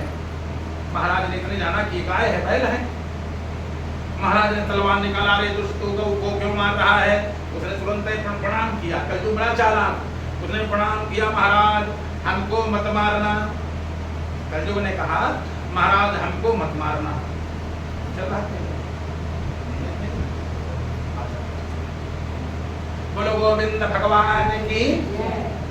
कहा महाराज हमको मत मारना, न मारने मया नाथ, हमको नाथ मत मारना। चरणों पर गिर गया, हमको मत मारना, हम तुम्हारे शरण में हैं, हम आपकी शरण में हैं, महाराज हमको मत मारना। अरे दुष्ट, तू शरण में हो चाहे जहां हो, मैं तुझको छोड़ नहीं सकता हूँ। कारण तो गऊ को मार रहा है, बैल को मार रहा है। और भगवान गोदुज हितकारी जय असुरारी। गोदुज भगवान का तो अवतार गऊओं के लिए होता है, और तो दुष्ट गऊ को मार रहा है। हम तुमको नहीं छोड़ेंगे, महाराज हमको मत मारो, हम तुम्हारी शरण में हैं। जैसे कहा हम तुम्हारी शरण में हैं, महाराज हमको मत मारो। परीक्षित बोले, अरे दुष्ट, गाय को मार रहा है और अपने प्राणों की भीख मांगता है, हम तुमको नहीं छोड़ेंगे। अरे महाराज कलंक लग जाएगा। क्या बोला? कलंक लग जाएगा। वो दुष्ट बोला कलंक लग जाएगा, महाराज हमको मत मारो। परीक्षित बोले, तू जब बैल को मार रहा, गऊ को मार रहा, तुझको हम क्या अपने यहाँ रखेंगे, छोड़ेंगे? महाराज आपके कुल की परंपरा बड़ी अच्छी रही है, आपके कुल में एक से एक वीर पैदा हुए हैं। महाराज अगर हमको मार डालोगे तो आपके ऊपर दाग लग जाएगा। परीक्षित बोले, कौन दाग? कहा, महाराज हम आपकी शरण में आए हैं और आपके खानदान में, वंश में और कोई शरण में आ जाए तो एक नाई कोटि विप्र बधला गई जाहू, आए शरण तजऊ नहीं ताहू। आपके वंश में अगर कोई करोड़ों ब्राह्मण मार करके आया हो, करोड़ों गऊ मार करके आया हो और शरण में आ जाए, फिर उसको मारा नहीं जाता। परीक्षित बोले, नहीं हमारे खानदान में ऐसा नहीं होता, हमारे खानदान में अधर्म हुआ तो पूरा अपने ही भाइयों को मारा गया अगर अधर्म किया उन लोगों ने। हमारा ऐसा खानदान है, हमारे यहाँ कभी भी अधर्म होते हम लोगों ने नहीं देखा। देखा? अरे कहा महाराज खूब देखा है आपने, आपके परिवार में हम जानते हैं। कौन? तुम्हारी एक दादी थी, कहाँ थी? उनके 5 पुत्रों को मार डाला था अश्वत्थामा ने, और जब तक आ गया शरण में तो तुम्हारी दादी ने उसको छोड़ दिया। तुम्हारे बाबा बहुत पराक्रमी थे, उन लोगों ने भी छोड़ दिया। तो हमने किसी को मारा नहीं, हमने तो खाली के पैर तोड़े हैं। गाय के केवल लात मारी है, हमने बैल के पैर तोड़े हैं। महाराज आपको, आपका बड़ा अपयश होगा अगर हमको मार डालोगे, तो हमको मत मारो। और हम खराब तो हैं लेकिन इतने खराब भी नहीं। फिर आप क्या हो? महाराज हमारे बड़ी खासियत, हम बहुत अच्छे हैं। क्या है? हो तुम कौन? हम, हमारा नाम कलयुग है। महाराज हमारा युग आ गया है, हमारा नाम कलयुग है। अच्छा, तो तुम ऐसे काम करोगे?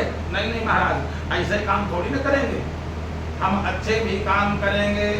कलयुग समयुग आन नहीं, सतयुग त्रेता द्वापर सब बेकार हमारे सामने।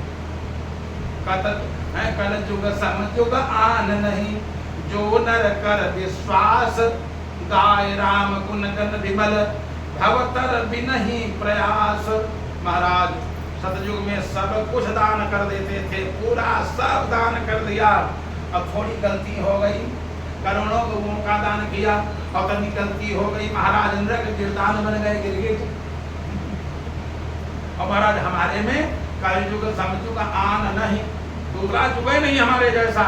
अगर कोई व्यक्ति विश्वास करे, खाली इतना कहा है अंत समय आवे और मौत के समय खाली श्री राम जय जय राम कह दे, बस बिना पार। एक बार खाली राम कह दे, खाली एक बार नारायण कह दे, बेड़ा पार हो जाए। कलिकर एक पुनीत प्रतापा, मानस पुण्य हो ही नहीं पापा। कलयुग केवल नाम आधारा, सुमेरे सुमेरे नर उतर ही पारा। केवल भगवान का नाम जो ले लेगा उसका बेड़ा पार हो जाएगा, चाहे जैसा पापी हो। अरे तो कोई बहुत बढ़िया है। यानी हमारी जितनी प्रजा है सब भगवान के लोग को वैकुंठ को चली जाएगी। अरे ऐसा कौन व्यक्ति है जो मरने के समय राम न कह पावे? सबे कह लेंगे। महाराज परीक्षित ने सोचा तो सबका कल्याण हो जाएगा, ना भी कोई धर्म कर पावे तब भी कल्याण हो जाएगा। ऐसा विचार किया। वैसे तुम हो तो दुष्ट, लेकिन चलो महाराज हमको स्थान दे तो हम वहीं रहेंगे।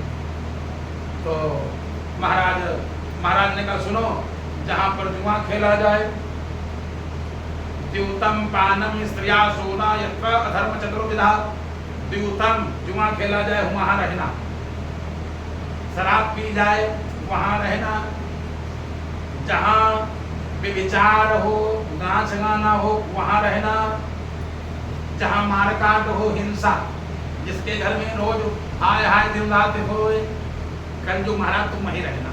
जाओ तुम 4 जगह रहो। कलयुग मुंह लटका के खड़ा हो गया, महाराज आप तो राजा हो, न्याय करते हो, अच्छा जिसको 4 चीजें दो चारों खराब। जुआ खेला जाएगा तो बेईमानी जरूर, बेईमानी होगी, मार होगा, पुलिस आएगी तो जेल में डालेगी, और जेल में डालेगी मार पड़ेगा वहां भी। महाराज सब खराब। जुआ खेले तो मुश्किल, शराब पिएगा तो कुछ न कुछ बकेगा, और बकेगा लड़ाई होगी तो जो बलवान होंगे पीट देंगे। महाराज जहां 4 स्थान दिए चारों खराब, कम से कम एक तो अच्छा दे दो। जब दोबारा मांगा, जाओ सोना सबसे अच्छा होता है, सोने में भी तुम रह सकते हो। जहां जहां सोना हो वहां वहां तुम्हारा निवास रह सकता है। सोने से अच्छा और कुछ नहीं होता। जैसे किसी से कोई चीज मांगो और थोड़ी देर मालूम पड़ दिया इनका स्वान है। जाओ तुम जहां जहां सोना होगा वहां भी तुम निवास करोगे। स्थान दे दिया, कलयुग चला गया। कलयुग ने 5 स्थान प्राप्त किए, कलयुग चला गया। और गौ माता बिचारी कांप रही, बैल महाराज कांप रहे। अब तुम चिंता न करो, क्यों रो रही हो? गौ बोली हम इसलिए रो रहे हैं महाराज, जिसको आपने स्थान दिया है बड़ा दुष्ट है। जहां इसका राज्य बोलबाला हो जाएगा, अभी तो आप राजा हो और इसके बाद जितने राजा होंगे लुटेरे होंगे। इसके राज्य में सब लुटेरे राजा होंगे। जो राजा बन जाएगा अपना पेट भरेगा, प्रजा के ऊपर टैक्स पर टैक्स। ये हाउस टैक्स है, ये रोड टैक्स है, ये वाटर टैक्स है, यानी हर चीज का टैक्स होगा। सांस लेने का भी टैक्स होगा। तो महाराज ये जो आया है, इसके राज्य में सब दुष्ट राजा होंगे, इसीलिए हम रो रही हैं। तुम चिंता, जब तक हम हैं तब तक चिंता मत करना। आप कौन हो? तो बोली मैं पृथ्वी हूँ। अरे आप पृथ्वी माता हो? हाँ हम पृथ्वी हैं। अब हमारे ऊपर ही तो ये सब अत्याचार करेंगे दुष्ट राजा लोग इसके राज्य में। आप कौन हो? महाराज मैं धर्म हूँ, बैल के रूप में मैं धर्म हूँ। अरे आप धर्म हो? मैं धर्म हूँ। महाराज इसने आते आते हमारे 3 पैर तोड़ दिए। सत्य, पवित्रता और दया। सत्य, पवित्रता और दया, 4 चरण। हमारे सतयुग में 4 थे, त्रेता में 4 रहे, द्वापर में 4 रहे। महाराज इसने एकदम से 3 तोड़ दिए। एक बचा है, वो भी घायल है, डंडा वो कईयों लग चुके हैं, उसके ऊपर भी लाठी कई पड़ चुकी हैं, घायल है लेकिन अभी काम कर रहा है। प्रगट 4 पग धर्म के, कलिमहु एक प्रधान, एन केन विधि दीने, दान करे कल्याण। कलयुग में केवल एक दान बचा है। दान देने वाला व्यक्ति, उसका कुछ कल्याण होता रहता है, जैसे तैसे दान हो पाता है। बड़ा मुश्किल है दान देना भी। तो सत्य, पवित्रता, दया, ये तो सब चले गए। अब दान वाला खाली बचा है। महाराज ने कहा जाओ चिंता न करो, अब तुम चिंता मत करो, हमारे राज्य में तुमको कोई कष्ट नहीं होगा। धर्म महाराज चले गए, पृथ्वी माता चली गई। महाराज ने यज्ञ पूर्ण किया और उसके बाद एक दिन शिकार खेलने के लिए गए। अब तो कलयुग का बोलबाला होने लगा। शिकार खेलने गए, मुकुट लगाया सोने का। कलयुग ने कहा आप चक्कर में फंसे हो। जैसे देखा सोने का मुकुट खोपड़ी पर है, कलयुग खोपड़ी बैठ गया। गए थे शिकार खेलने, प्यास लगी, चलो कोई महात्मा के यहाँ चलते हैं जल पीने के लिए। गए ददर्श मुनि महासीनम मीलत लोचने। आश्रम के अंदर प्रवेश किया, देखा एक महात्मा ऐसे बैठे सीधे, एकदम न हिल रहे न डुले। महात्मा जानते नहीं मैं भूमंडल का राजा हूँ, मेरा नाम परीक्षित है, जल पिलाओ।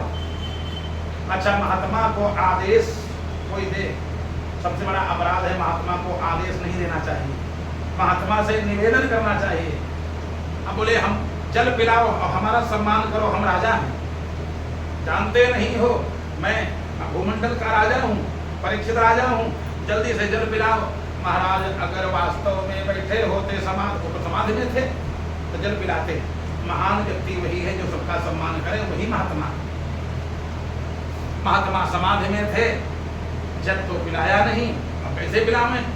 महाराज बोले बड़ा दुष्ट है, कबूला भगत है, देखो आंखें बंद किए बैठा, अभी इसका ढोंग निकल जाएगा। उठाया सांप, वही फेंक मरा पड़ा था और डाल दिया गले में। सांप चाहे जिंदा हो चाहे मरा हो, सब भय लगता है। ऐसे डाला सांप गले में, तो सांप तो उसको भय पहुंचाएगा जो वहां हो, तो जो कोई है ही नहीं। जैसे कोई सो रहा हो, उसके ऊपर चाहे जो कुछ आ जाए। सो रहा, जब तक जागेगा नहीं तब तक कोई न सुख न दुख।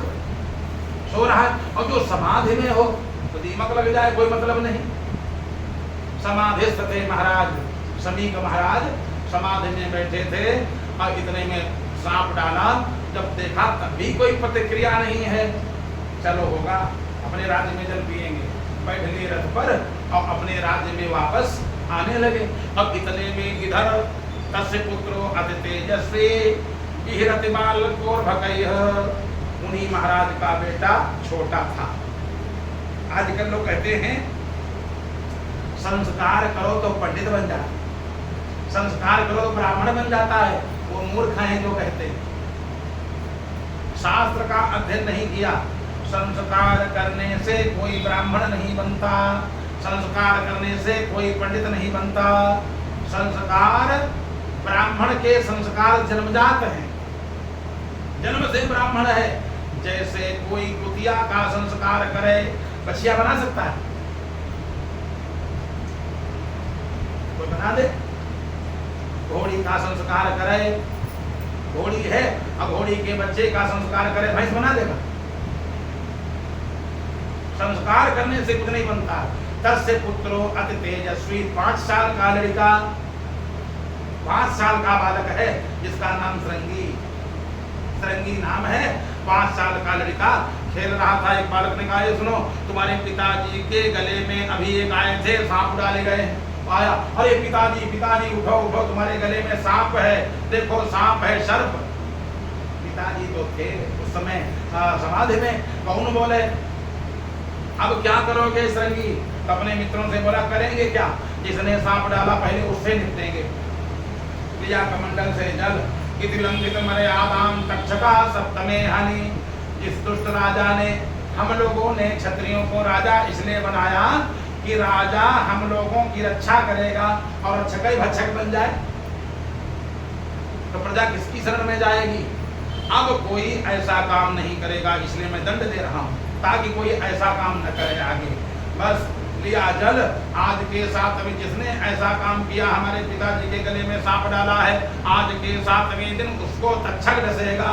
श्राप दे दिया और श्राप दे करके बड़ी तेज तेज रोने लगा। और जैसे बड़ी तेज तेज रोने लगा, समाधि भंग हो गई। महाराज समीत की समाधि भंग हो गई। और जैसे समाधि भंग हुई, अरे बेटा क्यों रो रहे हो? पिताजी अपने गले में देखो, अरे ये तो मरा हुआ सांप है। ऐसे उठाया और जमीन में फेंक दिया, ये तो मरा सर्प है। पिताजी, होगा मरा सर्प, जिसने डाला होगा अब वो भी जान जाएगा।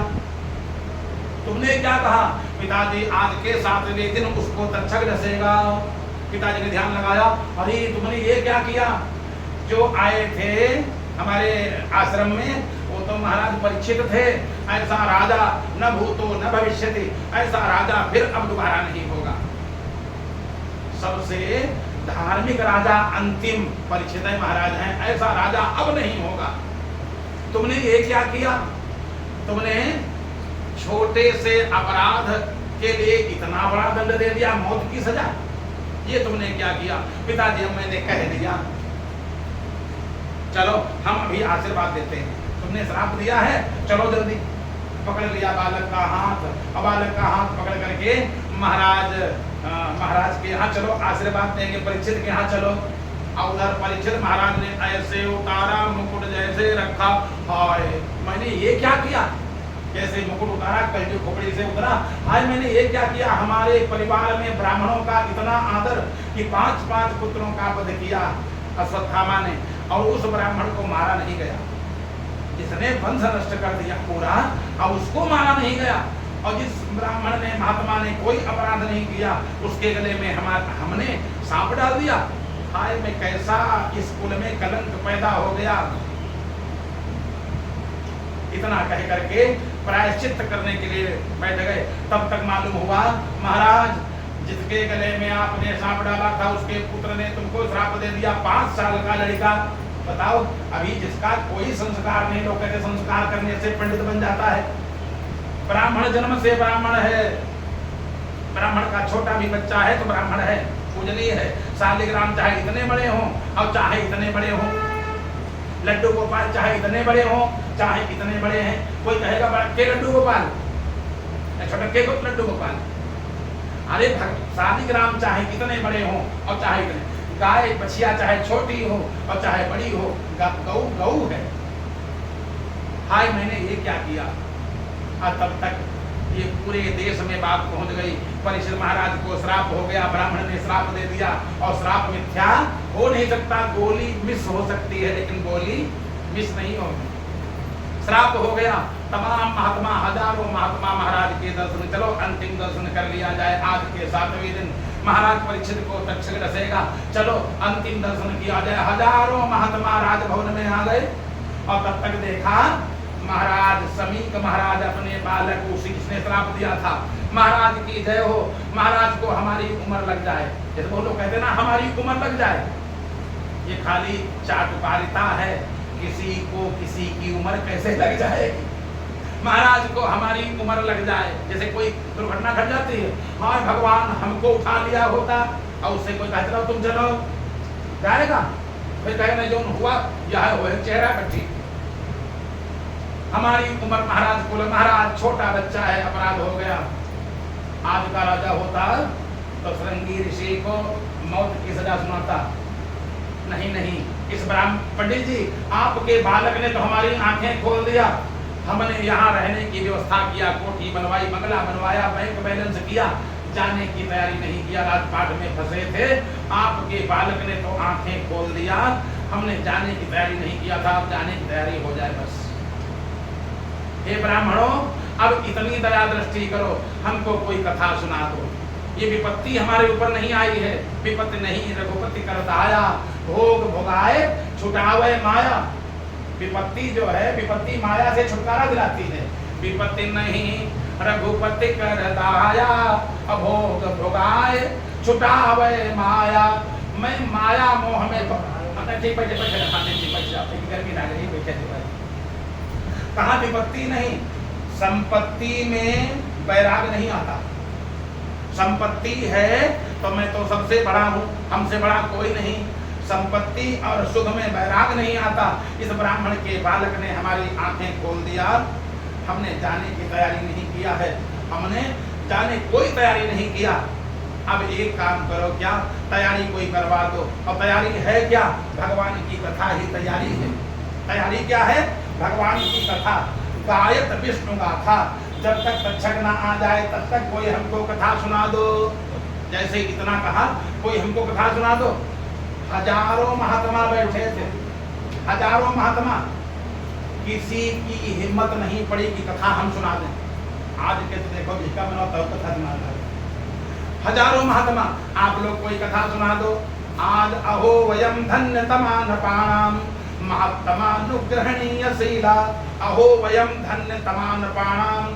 आज तक जितने राजा हुए सभी राजाओं में मैं धन्य हूँ। एक धन्य अपने को कह रहा है, 7वें दिन मरेगा, अब बता रहा धन्य। अगर आयु और बढ़ जाती तब धन्य था, कि 7वें दिन मौत होने जा रही तब धन्य है। पर सिद्ध का नहीं, अब धन्य हूँ। मौत 7वें दिन हो जाए इसलिए धन्य हूँ। क्यों कहा? काहे के लिए? आज इतने महात्मा हमारे यहाँ आ गए, अभी तक किसी के यहाँ या हमारे यहाँ इस महल में आज तक इतने महात्मा कभी नहीं आए थे। और जब महात्मा आ जाए, मुद मंगलमय संत समाजु, जय जड़ जंगम तीरथ राजू। मोरे मन प्रभु अस विश्वासा, और राम ते अधिक राम कर दासा। भगवान के दास कितने आ गए, तो धन्य कौन है? मैं धन्य हो गया। अहो वयम धन्य तमान पाणाम। अभी तक ये महल था, कोठी थी, आप लोग आ गए, आज मैं धन्य हो गया हूँ। क्योंकि जिसके कोठी में, जैसे ये है मकान, और बढ़िया के जो कोठी हो जाएगी, और थोड़ा बढ़िया के जो राजमहल हो जाएगा, लेकिन वो राजमहल स्मशान के बराबर है। हमारे शास्त्रों ने कहा अगर उसमें महात्मा ना हो, अगर महात्मा ना हो, इतने काम जिसके घर में न हो, वो स्मशान है, घर नहीं। इतने काम कौन कौन? न विप्रपादोदक कर्दमानि, न वेद शास्त्र ध्वनि गर्जितानि, स्वाहा सुधाकार विवर्जितानि, स्मशान तुल्यानि गृहाणि तानि। वो घर स्मशान के समान है। कौन कौन? न विप्रपादोदक कर्दमानि, जिसके घर में ब्राह्मणों के चरण धोवन से चहला न हो जाए। इतने पैर धोए जाए, ये नहीं दरवाजे 5 धोया जाए, आंगन में पैर धोए जाए। अब कच्चे रह गए नहीं तो चहला हो जाए, चहला न करे तो बढ़िया पात्र में धोवे और पूरे घर में छिड़के। न विप्रपादोदक कर्दमानि, न वेद शास्त्र ध्वनि गर्जितानि, जिसके घर में वेद मंत्र न बोले गए हो, ब्राह्मणों के चरण न धोए गए हो, स्वाहा स्वाहा स्वधा, स्वाहा स्वाहा न किया गया हो। और स्वधा कहते हैं पितरों के काम बाकी हो, यानी कहीं काम उठा देने वाला है। बारात हो रही, मुंडन हो रहा है, यज्ञ हो रही, सब हो रहा है और पितरों के काम बाकी हैं। ऐसे कुल में शौच के लिए भी जल नहीं लेना चाहिए, शास्त्र कहता है। पीने के लिए नहीं, शौच के लिए भी जल नहीं लेना, जिसके यहाँ पितरों के काम बाकी हो। न विप्रपादोदक कर्दमानि, न वेद शास्त्र ध्वनि गर्जितानि, स्वाहा स्वधाकार विवर्जितानि श्मशान तुल्यानि गृहाणि तानि। वो घर श्मशान के समान है। बताओ आज मैं धन्य हो गया कि नहीं धन्य हो गया? क्योंकि भगवान स्वयं नहीं आते, भगवान अपने दूत को भेजते हैं, अपने भक्त को भेजते हैं। हा? इतने महात्मा लोग आ गए हैं। अब मोहि भा, विभीषण ने क्या कहा था? अब मोहि भा भरोसा हनुमंता, बिनु हरि कृपा मिलहि नहीं संता। भगवान की कृपा के बिना इतने महात्मा नहीं आ सकते थे। आज मैं सभी राजाओं में धन्य हूँ। ऐसा करो आप लोग हमको कथा सुना दो। हमने जीवन में कथा नहीं सुनी और सब कुछ किया है, और कथा ही व्यथा को दूर करती है। आप लोग कोई कथा सुना दो। जैसे इतनी इच्छा किया, जो भगवान का भक्त होता है इच्छा करे तो उसकी इच्छा की पूर्ति भी भगवान करा देते हैं। जैसे कहा कोई कथा सुना दो, हजारों महात्मा थे, किसी ने कथा नहीं सुनाई। तब तक जो कथा कहने में धुरंधर हैं, ऐसे व्यास जी के पुत्र सुखदेव जी महाराज एक लंगोटी लगाए, पूरे शरीर में भस्म धारण किए, बिखरे बाल, वही महात्माओं के बीच में आ गए। बोलो सुखदेव जी महाराज की। सुखदेव जी महाराज आए, जैसे आए सब महात्मा खड़े हो गए। महाराज परीक्षित दंडवत प्रणाम किया, चरण धोए, और चरण धो करके पूरे महल में छिड़का। महाराज आपने इस कोठी को भवत भी तीर्थ की कृता, आपने इस भवन को तीर्थ बना दिया। जहाँ पर आप आ गए अब तीर्थ हो गया। ऊंचे सिंहासन पर बैठाया, माला पहनाया, और एक सबसे पहले बढ़िया सुंदर एक प्रश्न किया, महाराज हमारे जीवन में अब 7वें दिन बचे हैं, 7वें दिन जाना है, तो हमको करना क्या चाहिए? पहला प्रश्न पूछा महाराज परीक्षित ने। महाराज हमको आप इतना बस बता दो, जिसकी आयु कम रह गई हो, जिसकी आयु कम रह गई हो उसको क्या करना? अतः प्रच्छामि संसिद्धिम योगिनाम परमं गुरुम। आप योगियों के परम गुरु हैं। अतः प्रच्छामि संसिद्धिम योगिनाम परमं गुरुम पुरुषस्य यत् कार्यम म्रियमाणस्य सर्वथा। जिसकी आयु कम रह गई हो, मौत नजदीक। अच्छा बताओ, कहीं की आयु ज्यादा है? कोई कह सकता है? ताओ आज पैदा हुआ आज ही मर जाए। और लोग हम जवान हैं भाई, बहुत दुनिया जाके कोई है गारंटी? कोई 5 साल में, कोई 15 साल में, कोई 16, कोई 18, कोई 20, कोई 25, कोई 50, कोई 70 और कोई 100। यानी कोई निश्चित नहीं है कि कब समाप्त हो जाए। आज कह रहे हैं महाराज हमारे पास बहुत कम समय है, तो हमको करना क्या चाहिए? या जिसकी आयु कम रह गई हो उसको करना क्या चाहिए? ये प्रश्न पूरे संसार का कल्याण करेगा, क्योंकि संसार में सबकी आयु कम है।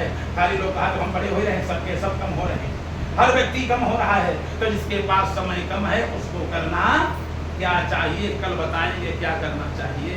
बोलो वृंदावन बिहारी लाल की।